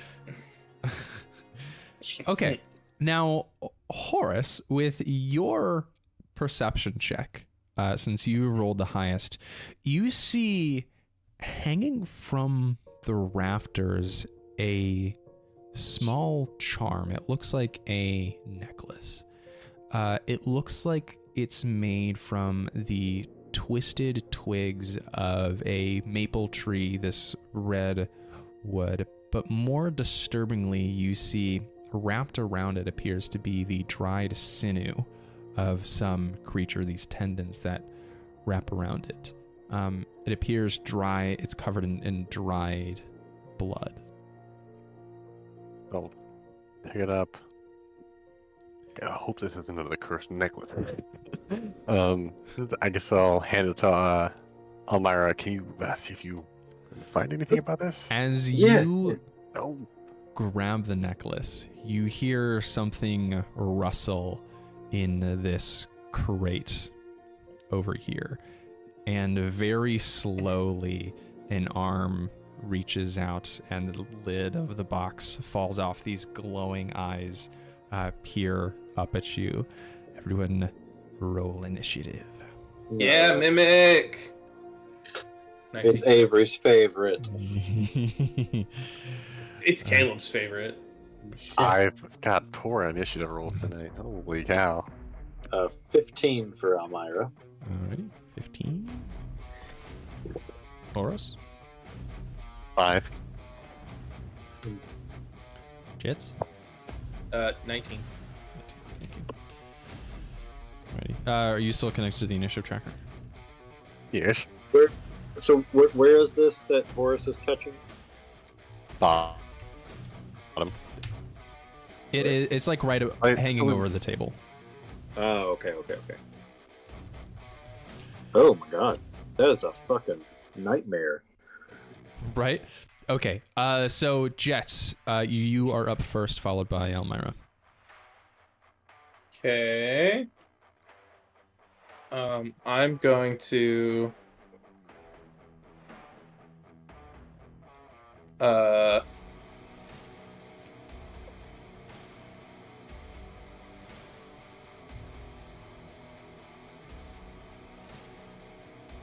Boy, I don't have much, guys. I'm gonna add a 4th level cast Chaos Bolt. Okay. That is a 26. That will hit. I sure hope so.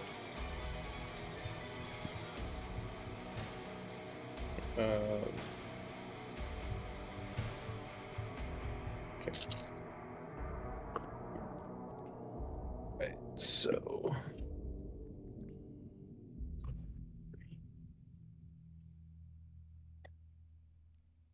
Okay, I'm gonna reroll my 3 up to 4 times. That's still a 3. That's a 5. That's a 3. That's 5. Okay. So... How are you rolling? Huh? That's gonna be 14 plus 12, 26. Okay. How do we said we would roll a D4, 1 and a 2 will be necrotic, 3 and a 4 will be whatever the original damage is. Okay. So 4, so it'll be whatever the original damage is. Which is... Now I need to decide what that is. What was the total number? 24 damage, you said? 26. 26.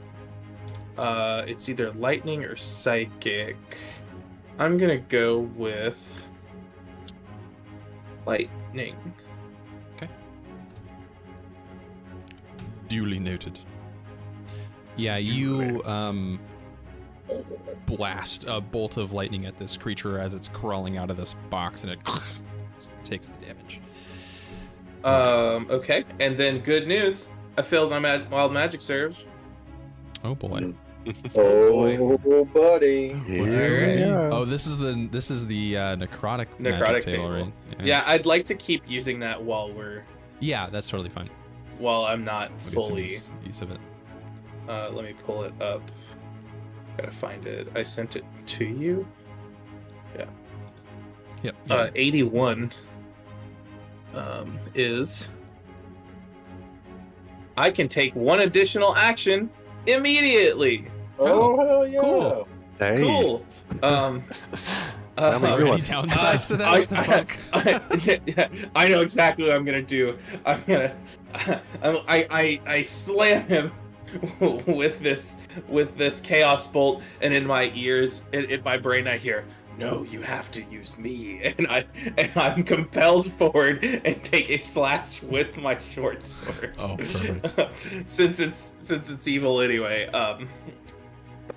And I go, "You're right," and then I run forward, and does a 17 hit? A 17 will just hit, yeah. Okay, and I'm like, okay. Now that I've done the magic, I hunger, and I hit it for 11 more damage. Wow, I am impressed. Hey. You are really getting some use out of that longsword. Yeah. Just wait until it's a +2 longsword. I go, and I look at the longsword and I go, is that good? Is that good? But I say it under my breath. I say it under my breath so no one else hears. All right. So What if my necklace somehow drawn to his sword? Yeah, your necklace speaks up a little bit, Horace, and it says, "Why aren't you using me like that? I'm begging to get used." You're honestly just not worth it. That's kind of rude. I mean, it is what it is, man. I really can I give you to someone else? No. Oh, someone else might use you, and you might feel wanted. I'd be happy to try to give you a new home. Roll me a persuasion check.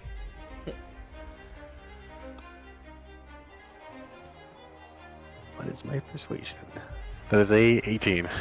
Then 18, he's like, "I'll consider it." Oh, damn it. Alright, just let me know. I can make it a new mission for me. Okay. Jeatz, is that all? Yes, I right. think that I have fulfilled my turn. Yeah. I was already pretty close to it, but I'll say that I moved to here. Okay. So that I could really get in and dig in. Yep, that's fine. Almyre. Okay, so I'm sitting there studying the map and kind of getting lost in it, and then all of a sudden I look up and Jeatz is throwing magic and slashing at something with just a nightmare for a body, and it scares the shit out of me. And without even thinking, a blast of force comes out of my hand. Does a 12 hit? We'll miss. Well, it misses wide, but an eldritch blast comes out of my hand into the wall. But those are separate attacks, BT dubs, since you get... But still only get one. No, every cantrip scales off of your total level, not your class level. Oh, really? Mm-hmm. I thought it was class level. Oh, so will I get a second one? Mm-hmm. And that is hopefully better. 17. Will hit. Ooh, There you go. it will do 5 damage. All right. 5 force damage it is. Fuck. Is what I'm saying to myself as I stay put. Gotcha. Okay. This thing,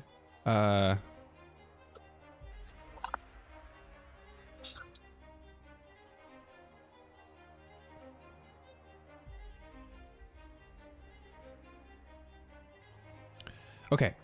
This thing crawls out of this crate, and it is dripping with blood, almost like it's just actively bleeding. You don't know where all this blood is coming from.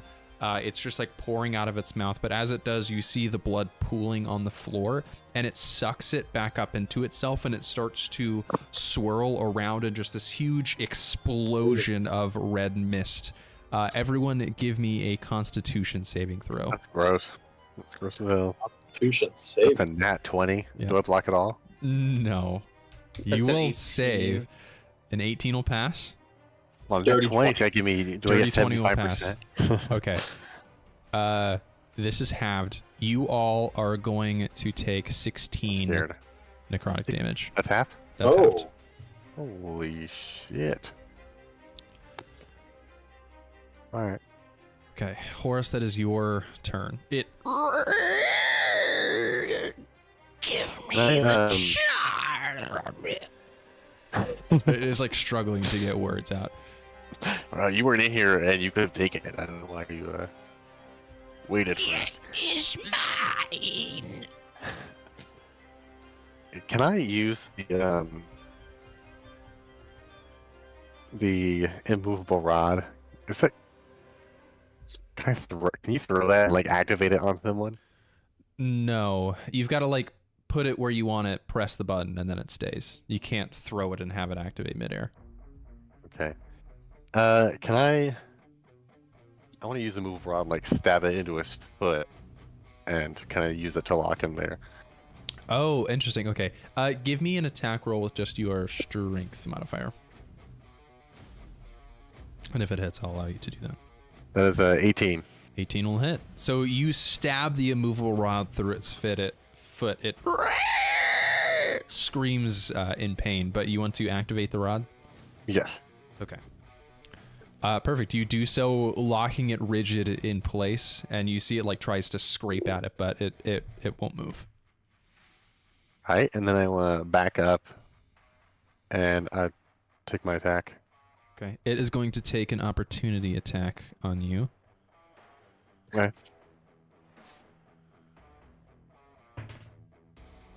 Oh, it's that one. Yeah. Ooh, thank God. All right, I will take my attack. That is a 28 to hit. Yeah, these dice are decidedly worse. Yes, that hits. That is 10 damage.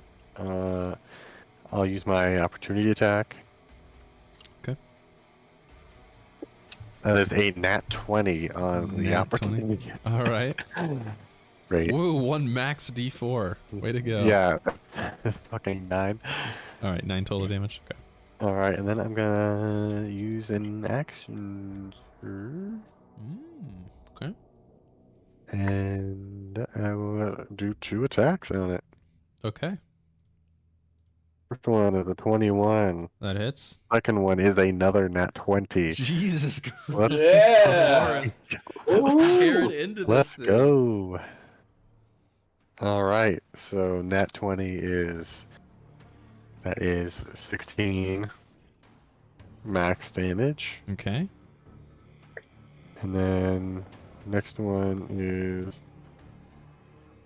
going to be a 14 damage. All right. For how much?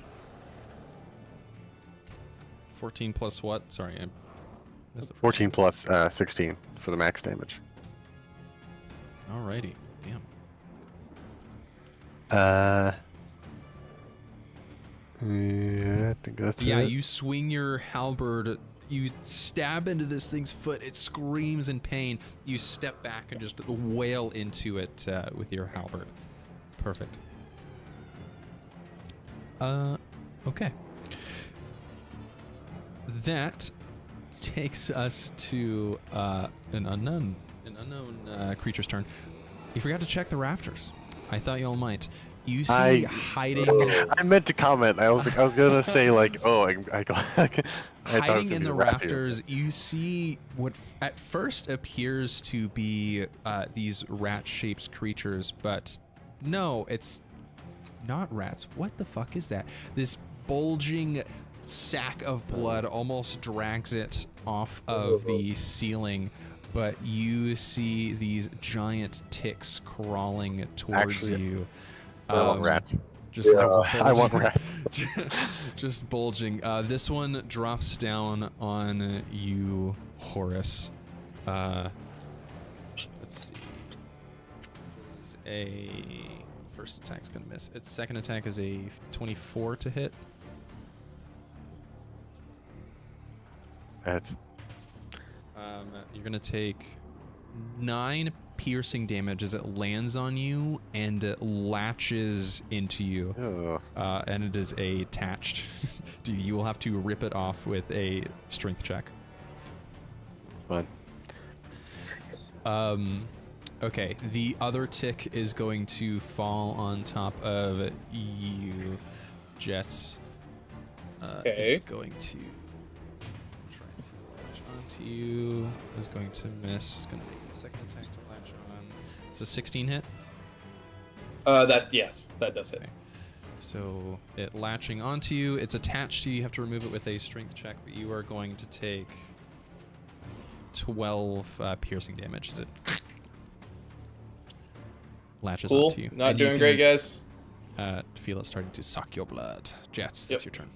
Not liking where I am either. Cool. I will cast at a 3rd level Chaos Bolt, and I will twin spell it. So I'm gonna go after both ticks. Okay. The first one is a 20. Yes, we'll hit. Okay, thank you. I didn't want to do that. It's 27. The second one is a 21 to hit. We'll hit. Nice. Thank you. The first one You're going for tick 1 first? tick Tick 2 1. first? Yes, tick 1. Tick 1 first, okay. That was a D10 I rolled, so I'm gonna re-roll that. Sorry. Shit, that was 2 D10s I rolled. Fuck. Sorry. Get it together, man. They look so close together. The first one is gonna take. Let's see, 10 plus 14, 24 damage. Okay. And that's gonna be thunder damage. Okay. Yep. You crash into this tick, and like you open a hole in its blood sac, and it starts like spewing blood on the wall beside Horace. The second one is going to take 6, 9, 16, 22 damage. Damn. Damn. And that's gonna be psychic damage. Okay. Yeah, they're not. Caleb's doing work holding this all of this session. Dude, I have been holding back lately because I was out of spell slots, but and I have to run to the restroom, so I'll be right back. Okay, But I'll be I'm gonna grab listening. another beer real quick too. Almyre, that takes us to your turn if you would like to. Ooh, Nope. buddy. Okay. We are going to. I feel like we should kill the creature first. I feel like it's gonna be Feeling like it too. the biggest damage output, even if he keeps doing that blood spatter. Because that was Yeah. ranged, right? That blood splatter? Yes, it was like, yeah, it was an AoE. Okay.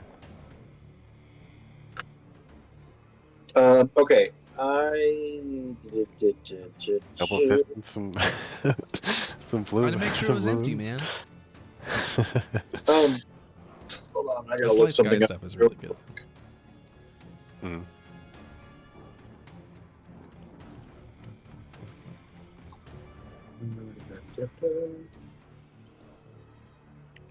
I must have been inspired by Elden Ring or something to do this like blood creature stuff. There's a lot of nasty shit in Elden Ring. Who's after me? Yeah. The creature. That's the creature's turn after you. Good. Okay. Great. I will first of all use a bonus action to do a greater potion of healing. Drink one of mine. Okay. Heal up. Roll that shit. How many is a greater? I rolled a 3. Oh, what? The damage, Caleb. The damage type wouldn't have mattered. They're not resistant to necrotic.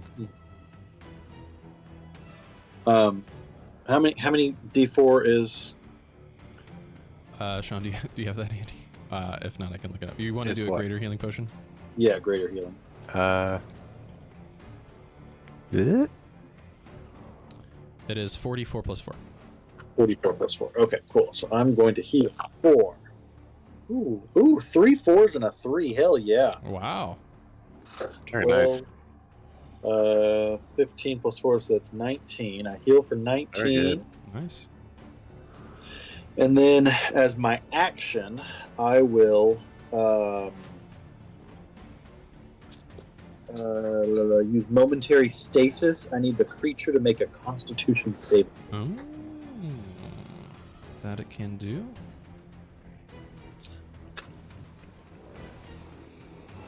All right, dice, don't fail me now. Please fail. Whoa, that is a 22. Oh, okay. Well, never mind. All right. Well, worth a shot. It's made of like blood, basically. So I would think it's got a good con save. Guess so. All right. Well, that's my turn. Okay, that takes us to the creature's turn. Rolling for the charge. That's a 6. Yes. Good. No, 6 is good. Oh. 6 means it does recharge. No. It, with the immovable rod through its foot, is going to pull its foot back so its foot splits in half as it tears the flesh that's barely being held together, and with the blood that is pouring out of its foot, draws it back into itself. Another flash of necrotic damage. Give me a con save, everyone. I thought that'd be more effective, guys. Dirty 17. 20. 17 passes, 20 passes. Oh.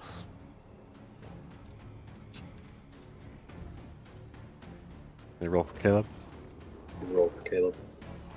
Nat 20 for Caleb. Oh Nice. my god. Nice. We won't go with the attack. Okay. That is... if one of y'all failed, this would have been bad. That is 26 necrotic damage. Ooh. Is that half? That is halved already. Oh I rolled my a God. 50. Oh I rolled my a 53 for the non-halved damage. You go where Caleb or Jeatz is down. Oh, Jeatz. Okay. Oh wait, you rolled. Oh, Jeatz rolled by himself. Okay, I guess I'll honor the 11 over what Sean had rolled. I mean, maybe he would have gone down anyway. Either way, he's down. Either way, he's down. Okay, He's down okay. with 26. Okay. Yeah. So I will drag the incapacitated flag over him. Okay, that takes us to Horace's turn. This tick has latched onto you, and as you like move around, you can't. So you're effectively grappled by it, but you can still move around. Can I propose that my Unimpeded. nat 20 saved up for this hit here? Okay, I'll No, try. Sorry. I guess I'll attack the cursed blood creature. Oh, Horace, I'm scared. Thanks, Joe. That is a 15. Will miss. 19. Hits. Thank God.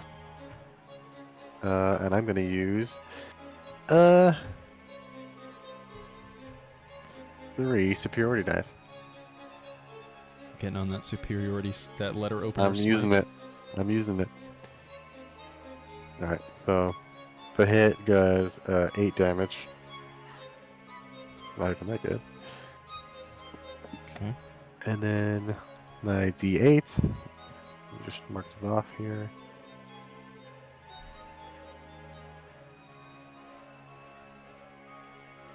That is 2,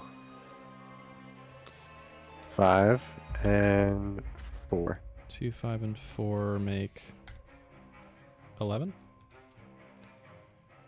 Mhm. This creature is looking fucked up. You slash into it. You cut off one of its arm, and like a baby arm kind of grows out of it. But it's looking very weak. It is like stumbling from where it pulled its Oh, foot wait. out from the immovable rod, Bonus action. as you may. Ooh, that was almost a nat 20 there. Bonus That was, actioning. Are you bonus actioning the butt of your? Yeah. Gotcha. Okay.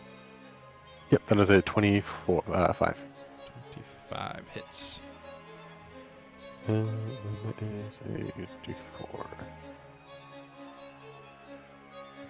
That is a 6 damage. 6 damage. Still up. Fucked up. Damn. But barely. Okay, that takes us to the tick's turn. Instead of biting you again, Horace, you feel it try to suck your blood. So it's going to take 2. Yes. Now that I remembered, I should have healed. Oh shit! This doesn't even require an attack roll. It just happens because it's attached to you. What? Okay. That is 9 necrotic damage. Okay, I'm down. Oh no. And it heals for half as much. Damn. Later, I think I might need your help. Okay, this thing's pretty scary. Pour Okay, potion into my mouth. Do you want Glitter to enter the combat? Because, I mean, she would have just been holding her turn. In the meantime... And she used her action to put a potion into my mouth.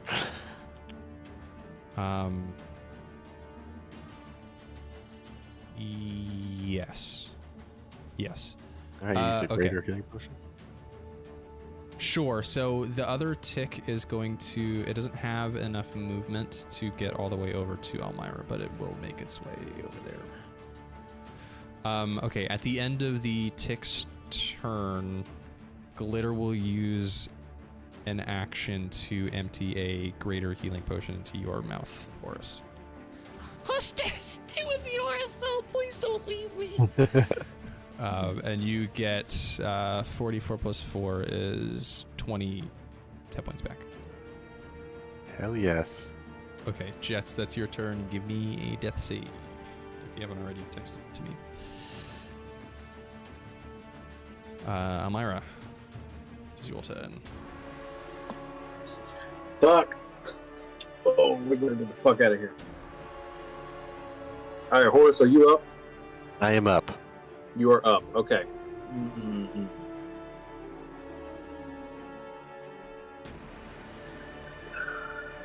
Man, I wish I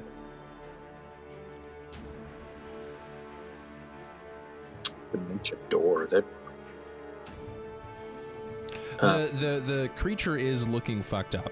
I bet, but Horace did a number on it, so I think we need to kill a creature. I think I can take that because they did like 9 damage automatically, right?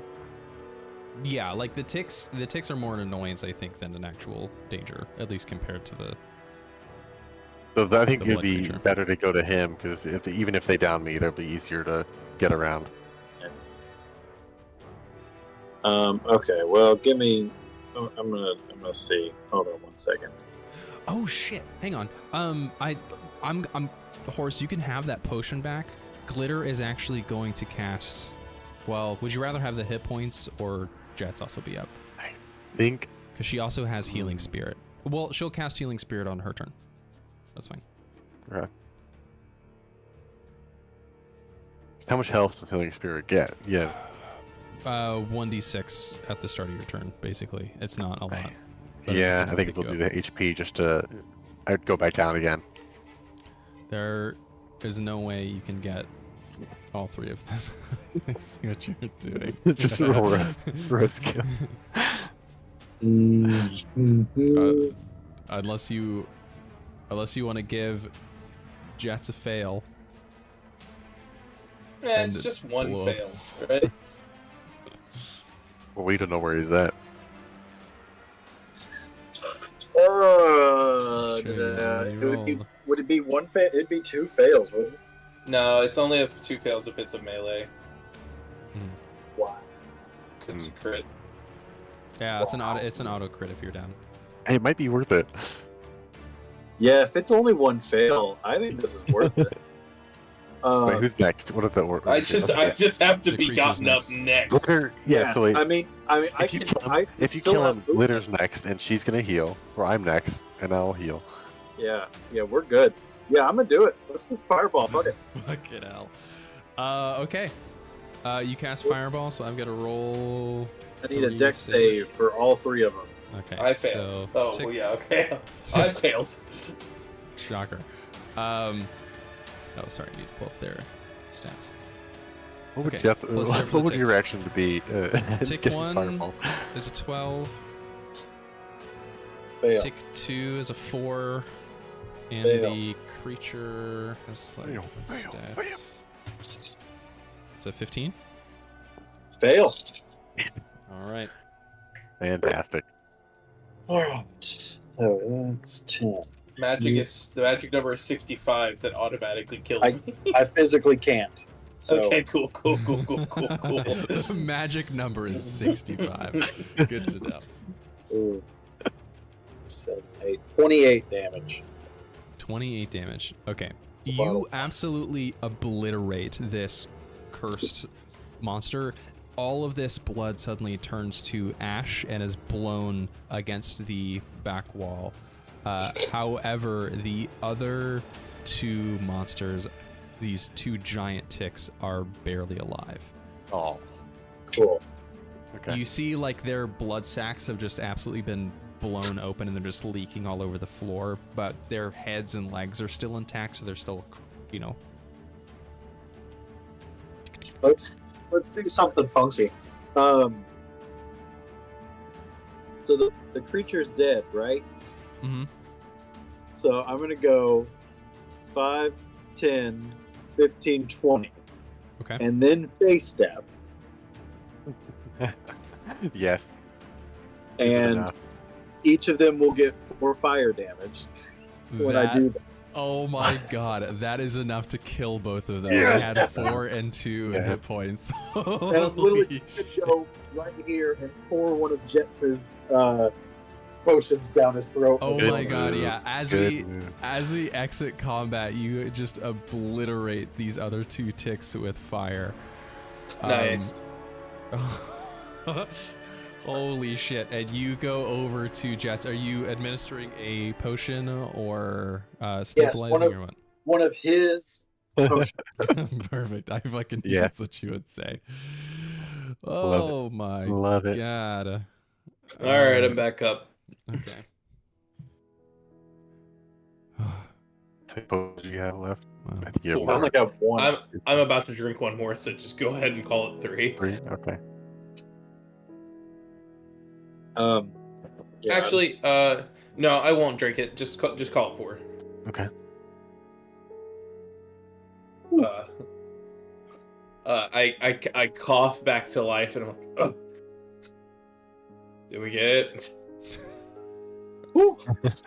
You just smell just like ash and like an old campfire. Oh, thank God. You're looking a little hey. singed, Jeatz. Hey, I'm really sorry about what I said earlier. Seeing you go down. Your legs are it really boiling. really made me I- regret what happened. I am too. I know that Horace would never go down, and he's always going to be there to protect you. And Really? I gotta stop roasting you. yeah. I already I left She Pat my clothes. blurred- And I'm like, I already got much as you, roasted Horace. once today. So good. Oh, I'm glad someone got the joke. I was afraid I was going to burn down the ladder, the one way in and out of this place, but it looks like it's still standing.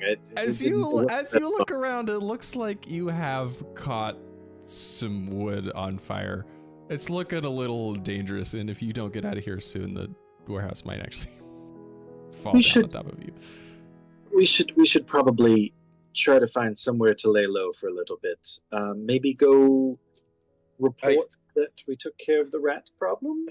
Yeah, and I'd love to maybe just take a short little rest or something before we go yes, talk to the mayor. That was very much implied. Okay. So I'm gonna follow. You are or are not doing anything about the embers that Well, are. I have don't. I have the necklace, or if I didn't have it, I'll grab it. Yeah, I'm grabbing the map. Yeah, so Horace, you grab the necklace. Almyre, you grab the map.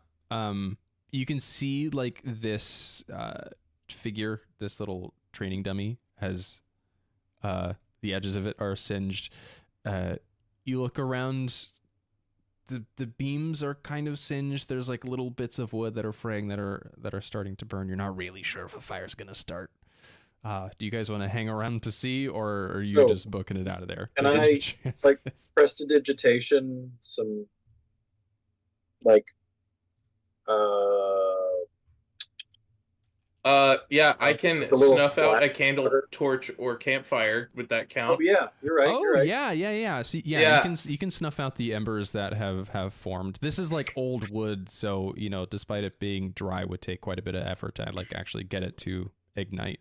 But with your efforts, so go ahead.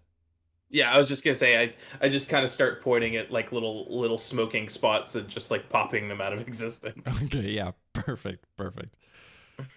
All right, cool. Yeah, and the ladder is still mostly intact. You did blow off a rung, Almyre, but that's fine. Cool, and you guys are able to escape. All right, and if you want to take a little short rest, you can take a little breather, sit on top of the boxes in the storehouse. Yeah. Yeah, you absolutely may. Were there any signs of maybe we never found out who what might have been the cause of the zombified things? I guess that creature would have been it, but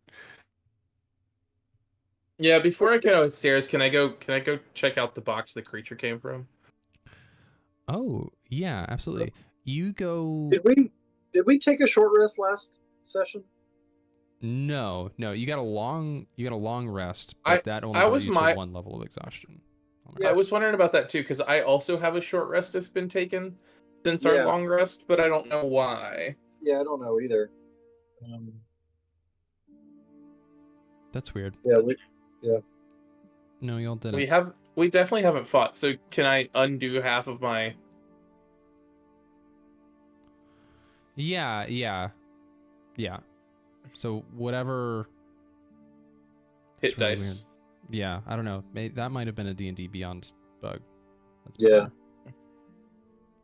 How many hit dice did you have gone, Austin? 4. Yeah, I did too. It was probably a bug. Yeah, sounds like a bug then. Cool. Okay, yeah, y'all take a little breather sitting on the boxes. 8. But yeah, I want to look in that box the creature came from. Oh, right. Yeah, so you snuff out all the lights and you look in the box and you see a skeleton. Picked clean of any flesh, any tissue. Can I do like up. Can I, during our rest, kind of do like concentrate and do a detect magic? Wait, did we just take a short rest? Yes, just a short rest. Yes. Yeah. You don't feel anything magical about the body, but you do feel quite a bit of magic off of the charm that Horace had pulled from the ceiling that Almyre is now holding.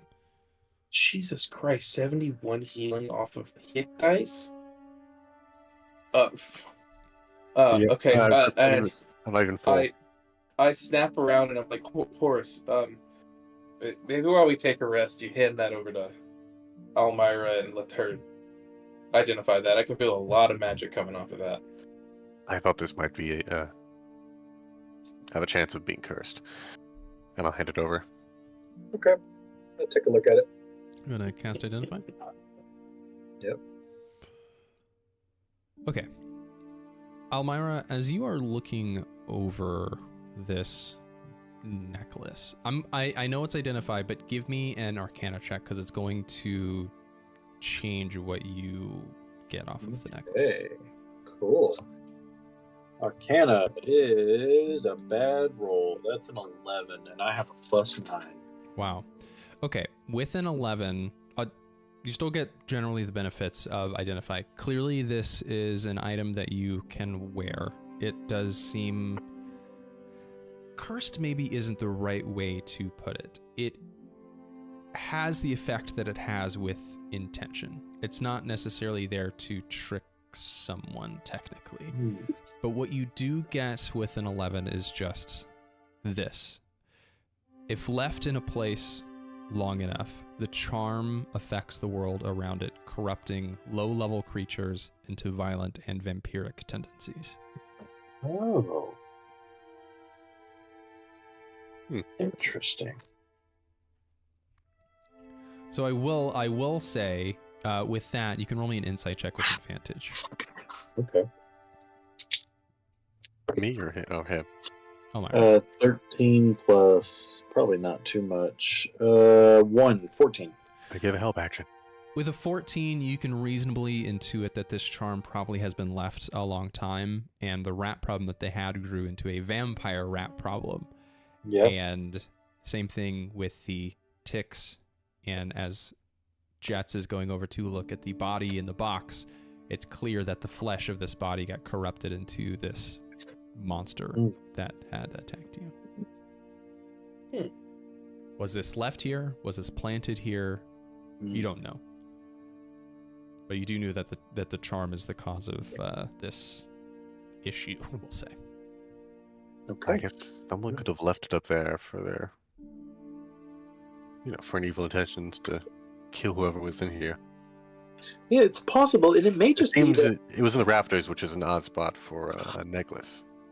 yeah, it may be one of those things where it, was causing somebody some great deal of harm, and they just wanted to dispose of it, so they just threw it in a warehouse, and rats and ticks live in warehouses. Any chance the wood floor above has gaps large enough for it to have fallen down through the wood?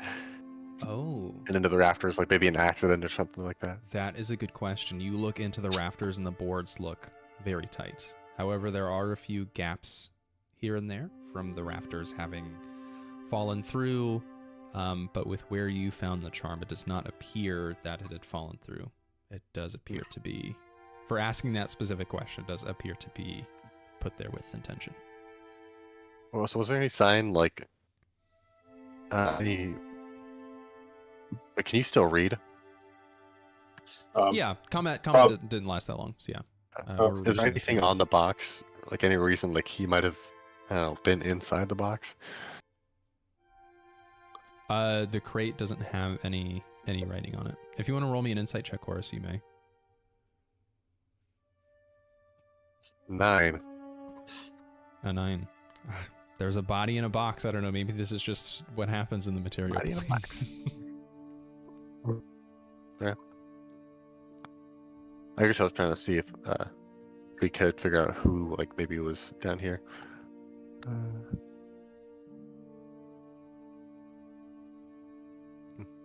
Right. Oh, well, the markings on the map might have given that away. As I did say earlier, there are circles around Last Hearth and Duvos, and also arrows. Sort of like a military plan.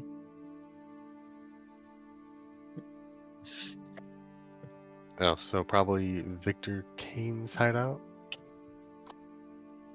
Could be. Sounds reasonable. Yeah. Okay. Well, I guess I'll go back up to the room Cool. above. Yeah, I head back up too. I think once I point out that we should check out the locket, I just go sit to the side and talk to my sword under my breath. Oh, okay. Do you want to attune to it now? Yes. It only takes an hour. Okay. Yep.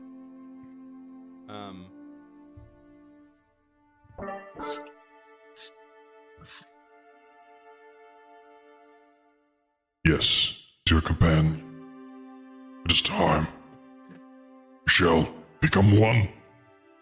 Legendarius, rise again! Hell yeah. Let's go, Legendarius. I look forward to this. Okay, so having attuned to the sword, now you have the effects. Okay. This sword is kind of cursed, but also not at the same time. Now that you are attuned to the sword, every time you roll a saving throw, you also roll a d10. and each D10 has a different effect. It ranges from a -2 on the saving throw up to automatically passing the saving throw, regardless of your original Ooh. roll. Very interesting. I'm just gonna add a level 2 short sword, or a +2 short Yes, sword. it is. It also functions as a +2 short sword.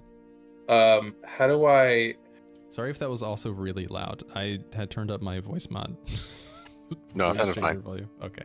Can I give myself proficiency in a specific weapon, like a short swords? Can I do that? Yes. For this? Yeah.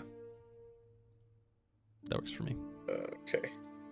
And then I don't have a way to mark it as attuned. That's an interesting point. Because I guess a specific magic item will have to have an attunement slot. Or have to take up an attunement slot. I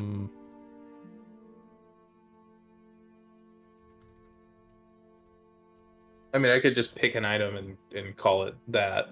I think there's an item called the Ring of Attunement or something. Oh, maybe not. That could technically... Yeah. No.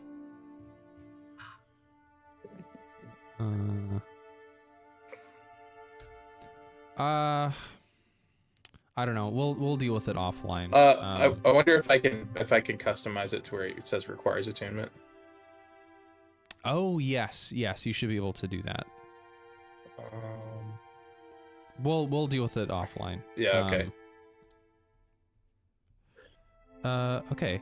Yeah. So every time you roll a saving throw, roll a d10 and take the effect. Now I will say there's a 50% chance you take a -2, but everything else is like not that bad. No, I think it's a good trade-off. Yeah. Risk and reward. Okay. So with that, you guys have snuffed out the flames of the warehouse. Where are you headed next? Lord Fresk's house is by the river. At this point, the boat with the Western traders has left, so just ignore. And in fact, I'm gonna put some fog there. I was gonna ask if they're still here. If they were, I was gonna see if you wanted to leave the necklace on their boat.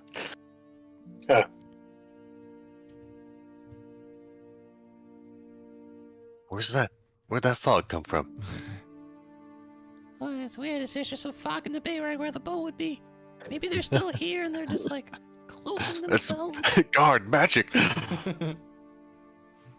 What? I don't see anything. Where do you guys? Should we go to the inn and rest, and then maybe tomorrow we can go to the mayor? Yeah, I mean, it's not a bad idea. We probably are pretty hungry. We should probably get some food. Yeah, it's been a long afternoon. If you guys just want to like hang out for the rest of the day, I did want to see if maybe something here has some winter clothes, maybe that I could purchase. Yeah, they're in the. There's probably something in the market for you, Almyre, if you'd like. Sure. So you break off from the group, or maybe you all go to the market, but you see a young girl, probably no older than like 14, and it appears that she has some clothes, and you see that she notices you perusing, and they're made from wool, and she perks up and she says, "Hi. Oh, are you looking for some clothes? I can have them tailored for you by tomorrow morning. I know they look a little bulky, but if I can just get your measurements, I can have it tailored for you. I promise no extra charge on the tailoring." Oh my god, that would be amazing. Yes. Yeah, this wool sweater is nice and warm. Do you need pants or like a sweater with a hood or anything? Yes. A sweater with a hood would be great. Some pants maybe with a little wool lining would be lovely. Yeah, I can do that. Maybe some boots. Yeah, your feet. You're wearing sandals. It's the winter. What are you doing, silly? Yeah, I can get you some. No. I can find you some boots. Actually, you might want to go talk to my father. He's over there. He's got some leather. You might have to buy the leather from him first, or I can maybe Okay. negotiate a price. And mid-conversation, my crown of comprehend languages goes Yes, out, it and goes now I don't understand anything she says.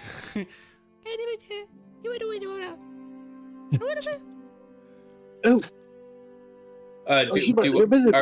Are we still over there? Like I guess I would have followed. Yeah. I mean, unless you want. Yeah. So to me, the conversation just keeps going on as normal, and then I realize like you look over at me, and just my eyes are like, Yeah. Just bug-eyed. and I look at the shopkeeper, and I'm like, my friend is still learning to speak effectively. As you noticed, does well sometimes, but sometimes she doesn't. So I'm gonna translate a little bit. She doesn't look like she's around here. Yeah. Or from around here. Yes, Yeah. as I was telling her, I can get her measurements. I can talk to my dad about getting some leather for some more lined boots. You know, sandals are good this time of year. Can you make me one of those big, fur, puffy winter hats? Oh, like a raccoon hat or something? Not a raccoon. It's like one of those Russian, like whatever those are, big furry. What I always the called it hell a are you mint talking hat, about? but One moment, I'll get a picture of it. Yeah, drag it into D&D Beyond, please, because I have no idea. I know exactly what you're talking about. yeah, Chad. I know exactly. But what are they? In the chat, Discord. Are they not? While he's asking that, I'm trans. Oh my god! What? Okay. I wasn't thinking of one that extreme, but I want one that extreme. What? What are these things? What the heck? She's like, I mean, are you sure? Yeah, I think I I'm can make something like 100% sure. that. Okay. Name I your gotta price. I gotta go talk to my dad to see if he's even got a raccoon or a fox that big that can make a hat like that. But yeah, sure, I think I can do that. That'll definitely be like 2 gold pieces. I'll and pay that price happily. Yeah, my dad can probably have it ready by tomorrow morning. Incredible. And as for the pretty lady over here, yeah, I can. Just let me get your measurements, please. and she pulls out a piece of twine with some markings on it. I translate real quick before Almyre great, freaks out. yes. Although now that I think about it, Almyre is probably pretty used to random people pulling out twine to measure her. That is a yes. very good point. Instinctively, Almyre, yeah, you get into your Yes. T pose as she goes to raise your hands up, and this little girl steps on a stool to get your measurements, and she goes to write them down, and she says, Okay, for everything that'll be another 2 gold pieces. It's the boots that are really adding to the cost. I'm sorry.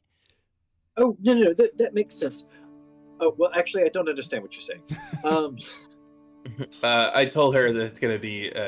She's all of a sudden she just started speaking weirdly. Yeah, she's really Is she odd. okay? I translate to to Almyra, but instead of 2, I say 10. I figured. yeah, of course. Jeatz, could you spot me? Because I actually don't have any gold. Is that true? Like, do I need to roll an insight on that? That is actually true. Yeah, Almyre has never gotten any gold. That's interesting. But I do have a potion of invulnerability that I would trade you if you want. You know what? No, it's fine. It's only 10 gold. I'll see if I can talk her down to be a little bit less. Okay. I thought, and I am. Oh my god. What a hole you've dug yourself in, Mr. Jeatz. What a hole you've dug. Well done, Austin. Well done. I look back at the shopkeeper and I'm like, oh yeah, I think that would be perfectly fine. I think that my friend here has no problem with that. But I do it kind of animated, like I'm trying to convince her of something, and then I finally go pull out 2 gold, and then I'm like, here you go, let's shake on it, and then I shake on it. Roll me a deception check. With advantage. Almyre does not Sure, understand a with word advantage. I'm saying. So Almyre you are- is learning. She is 1 of 5 sessions in. I feel like I might know numbers by now. Right, yeah, that's what I was thinking. That's fine. I got 21. Okay. Insight, you're right. Almyre? Oh yeah, I don't think I can get 21. Oh, no. Okay. Yeah, no, I can't. Okay, yes, you successfully deceived Almyre into thinking that you negotiated an 80% discount. Yeah. Wow, you just have just a great gift of gabs. Anyone can approach you. I look around my and yet go, you know, I'm what some people would say highly charismatic. Okay, yeah, so you finish your time in the... Is there anything else you'd like to do before going to bed? I didn't have anything else planned besides going to Lord Frask. But... No? Nope. So, No, I don't think so. Cool. So you all go to the inn. You see that Sabrina is not holding Varric's child, but does have a local teenage girl taking care of him, feeding him at a table nearby. You eat some... What was that? oh, I was just singing babysitting money. Oh, yes, babysitting money. You all go to bed. Almyre, your other level of exhaustion is cleared as you all get a nice long rest. Nice. Yes. And you set out for the day. Almyre, I assume you want to go by the marketplace first thing in the morning to check on your order. My hat? Oh, and your hat, of course, Obviously. Horace. As you walk into the market, you see a full set of wool clothes, boots included, as well as a beautiful, pristine, huge, round, whatever the fuck this hat is called, made out of a beautiful red fox's fur. And Glitter sees it, looks at you, Horace, and she says, Wait a second. Is that what you ordered? What? That looks Yeah. an awful lot like fox fur. I look over at Glitter and I just go, I think it is. Horace? What? You're not telling me you're gonna wear that thing on your head, are you? What's wrong with fur? Well, if a fox died to keep your ears warm, that's a little dark, don't you think? You can just, make a hat out of wool, like Miss Almyre did. Wool It's fake. that grows naturally. Yeah, it's fake. It's faux fur. Faux fur. What do you... It roll just me a means fake fur. deception check. Faux fur? What are you talking about? 14. I rolled a 16. Horace, I don't think you're being completely honest. I think that's a real fox fur. I think it is too. I'm sorry. I just really wanted to wear it. I'd be awfully upset if you actually wore that. Just once? Why? Well, I suppose the fox is already dead.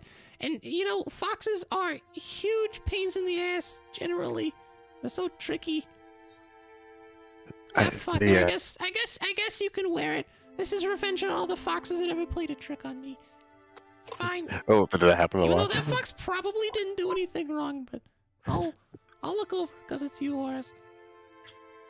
Thank you. Thank you, Glitter. And hey, we'll finish that training soon, so you'll be the worst of Almyre. Okay, cool. Do you want to go ahead and roll me an athletics check for her? Oh, yeah, sure. We'll say you had enough time at the end of the day yesterday. What is it, athletics? So, yeah, she has a -4 to her strength, though. 19. On the dice? Is it just, She's got a -4. oh shit, 10? So 10 total? Yeah. That will not be God damn it. enough. The DC for her at the moment is 13 to get used to her armor. I lowered the DC because you rolled so well last time, but it's still going to remain a 13. So you need a 17 on the dice or better. Right. You do some more training at the end of the day. I feel like I'm getting a little better at this. But she's still not quite ready to don the armor and the needle sword. That's just one more training session and you got it. Jeatz, are you teaching me a little Commonwealth? Yeah, that's what I was gonna say. Is like while they're doing their thing, where I'm helping teach Common. I think I'm gonna very specifically try to teach the word 10 as the word 2. Oh Jesus. 1, 10, 3, 4.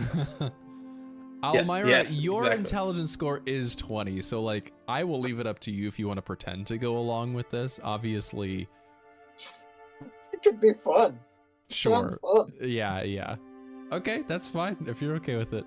I'm also like Almyra has a lot of my personality here, where like really book smart, but gullible as fuck. Right. Intelligence Tell and me wisdom are anything. 2 different things. That's very What? important. Yes. Do you remember? Okay. Not wisdom.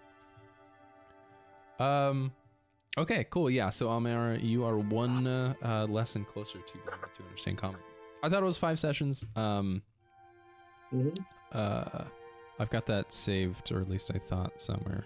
Yeah, I think it was 5. That It was sounds 5, right. Second rest in last hearth. Just want to make sure I've got that up to date.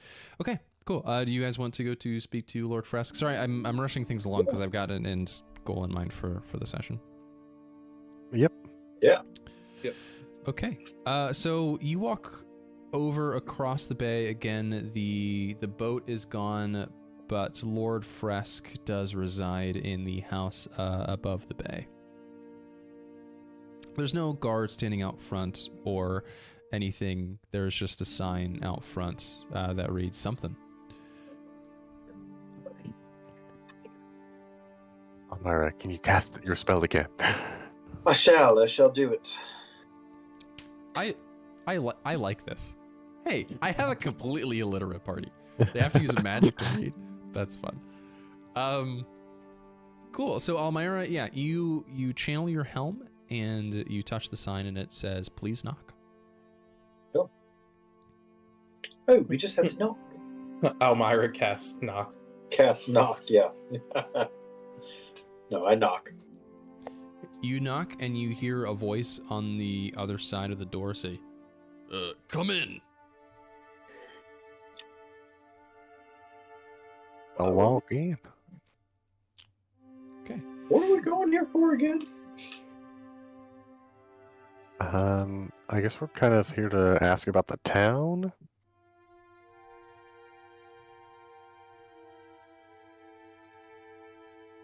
I don't know why do you want to talk to Lord Fresk? I mean, Gunther did tell you to tell Lord Fresk when the rat problem was Yeah, solved. we were gonna tell him Yeah, the I rest. should probably tell him Um, about that. Yeah. But you And I can also want to learn more about like what happened here.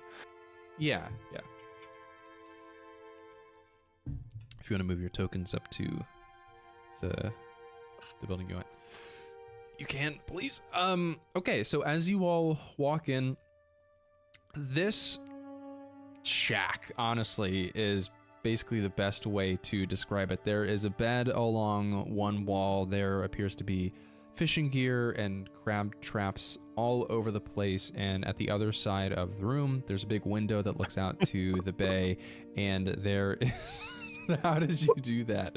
Wait. Did you replace your token with one? Oh my god. Oh my god. Oh, that is Wait. beautiful. Look at it. Wait. Look at it.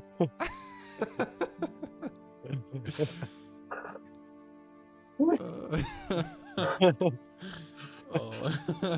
What do these eyes see? Oh my god. Oh, that's beautiful. If you don't already have inspiration, Sean, please, please take it.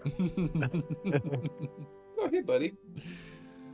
Oh my god. Okay. All right. Fuck.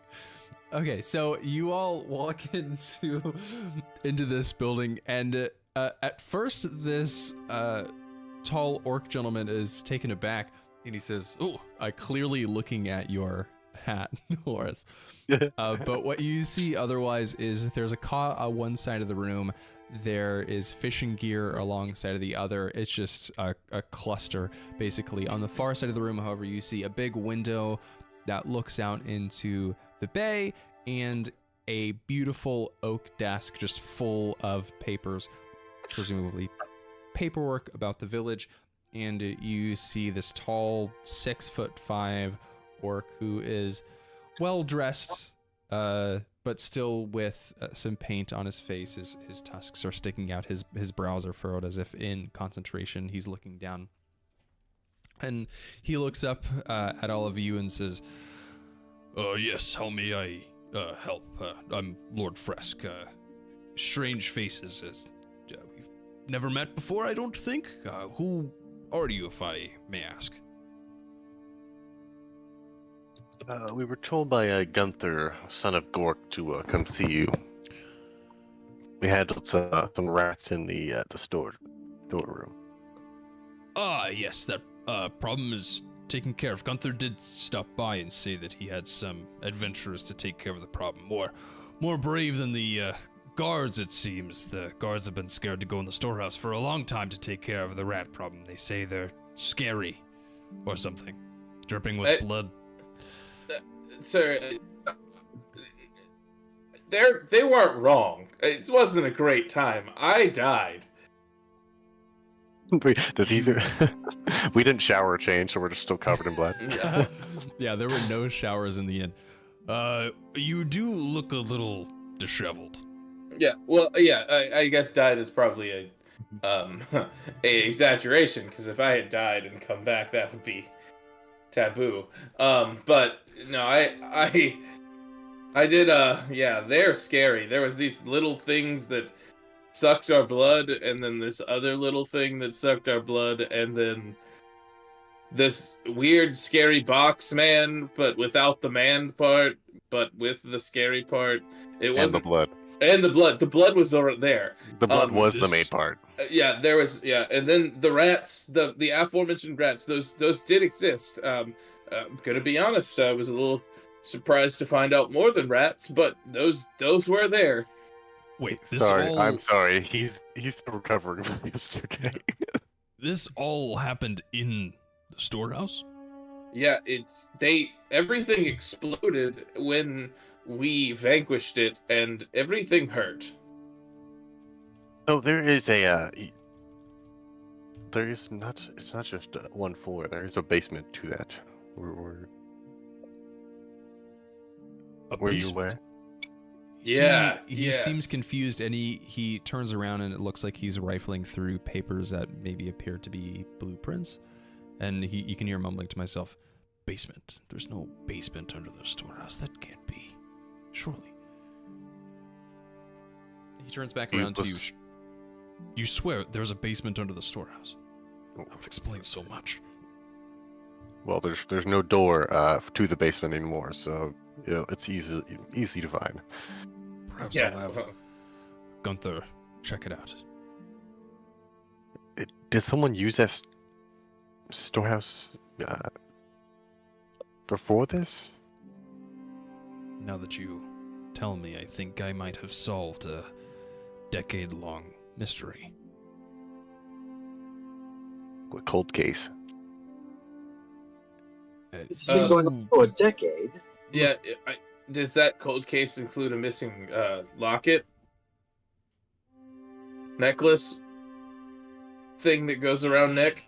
Again, You he's still are recovering from disheveled. yesterday. Locket. No, not quite so much a necklace as a uprising rebellion, perhaps, if you want to call it that. Violence is more apt a term to describe it. And I go, oh, cool. And I look over at Horace and I go, I guess you can keep the thing you found in there, that necklace. I think we'll have some fun with it.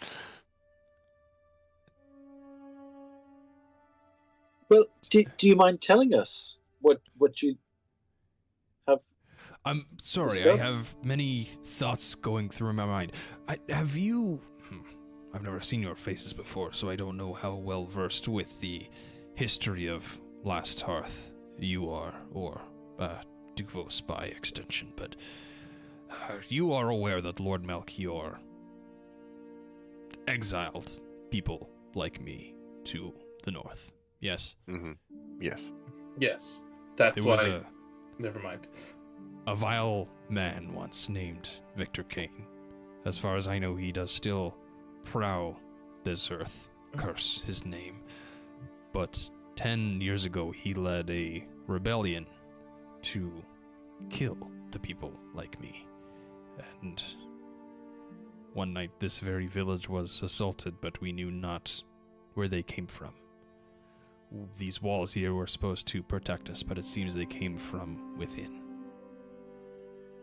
I was never able to understand how or why that happened. Thankfully, we drove them back, but it seems perhaps under the storehouse might be a likely culprit of where they hid.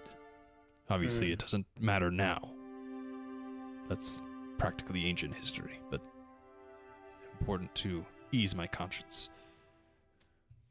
And do we know what Victor Kane is now, or is he more of just a mystery? He fled to the woods. I haven't seen him here, and my contacts in Duvos have not seen him there either. Does he still have a large following? I would imagine there are some that follow him, yes. However, if the Solarian ever got hold of him, they would probably murder him. He was quite a renowned thief in his day. I don't know that anyone truly likes him. But he does seem to somehow bring those that he wants to manipulate over to his cause, whatever that might be. Mm-hmm.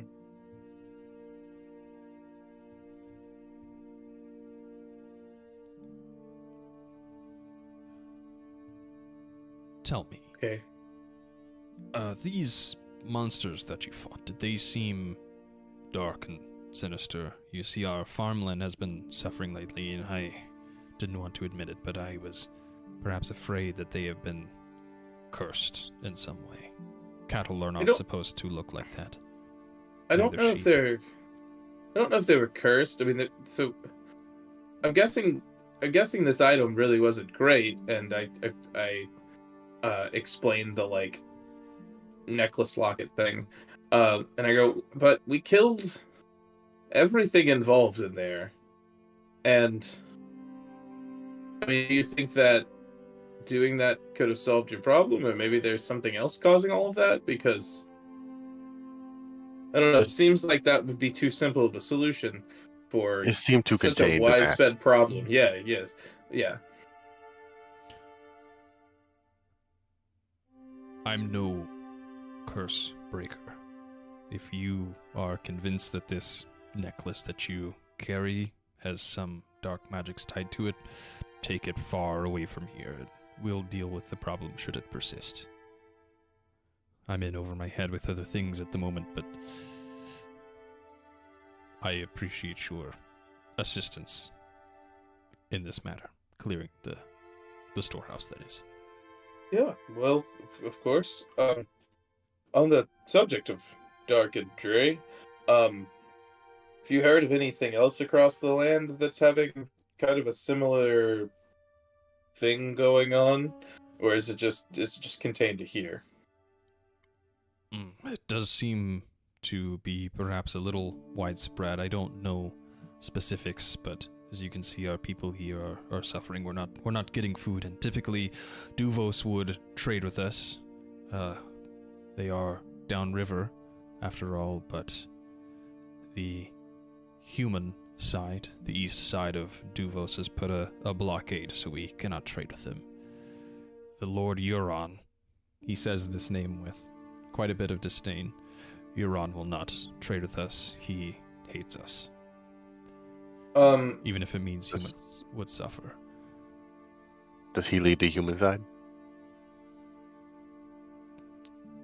Politically, no. He has no affiliation with the coalition, but those that support him do not seem to like us. So take of that what you will. As a political figure, I cannot make a stance one way or the other. He's Lord of what? He's Lord of the east side of Duvos. Exactly. Have you've come here and you've not seen Duvos? Quite strange. We went the long way. There's not many ways across the river, but okay. Yes, Duvos is a city split by a river down the middle. On the east side, there are the humans that have fled the west side. You see, when Melchior banished us to the north, he banished us to Lastarth and Duvos. There were those in Duvos that did not care for the orcs and the tieflings and the dragonborn, and so they moved to the east side, and the west side is primarily home to people like me. So there are two lords over Duvos. One tiefling named Zira. She's wonderful. And then Euron, of course. I lean over to Jeatz and go, What does he mean by east and west? Lefties and righties. Oh, they just have different words for it here. Okay. Yeah. It's very odd. I honestly, I don't know how we're gonna manage, but everything here is a circle, and so at a certain point, going righties gets you lefties. And it's just a big problem. Uppies goes downies. Yes, there's something that the mages call centripetal force that keeps us on the ground as the sphere that this world plane is spins. It's terrifying. You know this world is flat, Jeatz. Don't lie. Okay. But yeah, so he goes on to explain a little bit about Duvos. Duvos is a city with a bridge in the middle split by the river, and on the left side are primarily the quote-unquote monstrous races, the orcs, the tieflings, and the dragonborn that were exiled there.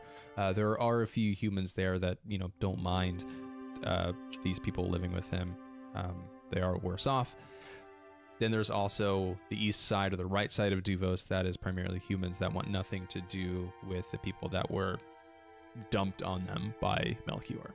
So Lastarth is not the only village that would have been affected by this. Lady Zira lords over the west side, and on the east side there's Lord Euron, who's blocking trade by river. Lord Fresca, when did the bad things in the storeroom go bad compared to when the crops and the animals start looking sick?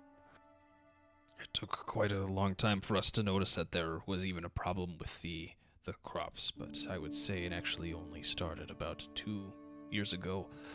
We have really suffered through the winters, but the spring brought strong enough crops to help the people along, but many have left the village. Can I do like an insight to see if maybe the combination of the crops and the necklace were the cause of like the kind of centered issue going on in the basement? Yeah, sure. 24. with a 24, they do seem connected. Like the ticks in particular, probably the reason why the cattle and sheep were emaciated. Mm-hmm. Okay. So they would seem to go hand in hand. Now you're not sure if the problem is completely solved, I'll say, but you have a good feeling that things will at least get considerably better. Sweet. I'll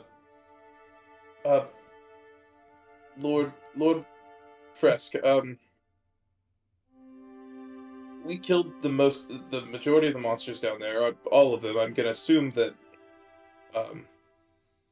no one can ever be sure that there's not something lurking, but my suggestion would be to have your guards just keep an eye out for these little pesky tick-like things. I have a feeling that might be the problem that is kind of holding over a little bit to your fields and things. Yes, I'll have them keep an eye out. The other issue, which is why I think that perhaps it's not just these monsters that you've killed. The road to Duvos is troubled. It's so dangerous that we cannot have overland trade as well. Otherwise, the western side of Duvos would happily trade with us. So if you plan on traveling south, I would take great caution. What is so dangerous there? Is it just humans? Just there's was it creatures? Something in the forest. No one has returned with any definitive information. Those who have reached the edge of the forest, gotten spooked by voices, whispers, and have come straight back. Those that would have made the trek either stayed in Duvos or died trying to get there. When Lord Fresk says south, I whisper over to Almyre and say, downsies. God. You keep whispering. That's weird. Yeah, what's funny is they keep whispering in Sylvan, so... Yes, of course. For your trouble about clearing the storehouse, Gunther said I owe you something. Please, with my gratitude, take this 20 gold. Oh. Well, thank you so much. I look at Horace, I go, it seems Almyre is the least padded of us currently. Maybe she should just take it and then... I agree. Yeah, thank you. Well, I do owe you 2, so here's 2, Jeatz. Thank you. Okay. Fresk reiterates, again, if you plan on going south, you seem capable. If you get to Duvos and can maybe send word by Raven, please do. We'll do what we can to free up the path and maybe see if we can help with getting trade up here for you. That would be excellent. I'm not sure that many of us can survive the winter. Gold doesn't do us much good. You can't eat it, after all. And the Western traders, they are their own breed. They're willing to obey Euron's decree of not bringing food or anything to us in order to do whatever it is they do. I'm still not sure why they continue to show up. Perhaps some sick interest in the deterioration of this poor village. I don't know. We'll see what we can do. Sadly, we didn't get to overthrow a government here, but I think West Duvos will do. Overthrow a government? What? Oh. We were just joking around, We saw this place was in bad shape, we thought we might, just... You see, he stands up a little taller, and he looks at where his sword is on the Look, table. we now see that you're doing what you can, and all you can to try to help everyone here. He says as he starts to say overthrow the government, I'll be like, wait, what did you want to do? I thought... but that does remind me, and I ask, what was the the halfling's name? Varric. Speaking of unsavory things, and I just elbow Horace in the side. We did pass a halfling on the way in. Would you happen to know anything about him? His name was Varric? Varric did not return for his parole. 2 days ago, it seems, he's been gone. I had Tuvos go check out where he was shopping, and it seems his chain had been broken. Perhaps he had run away. What's more disturbing is that he left behind his child. Now, Varric's a piece of work. I'm not sure if you've heard the story, but he did kill his wife and try to sell his child to the Western traders. I did tell the Western traders they would not be welcome back if they took such a deal. They seem to honor that agreement, but obviously I could not leave Varric's child fatherless. As much as I wish that I could have taken his head for committing such a heinous crime.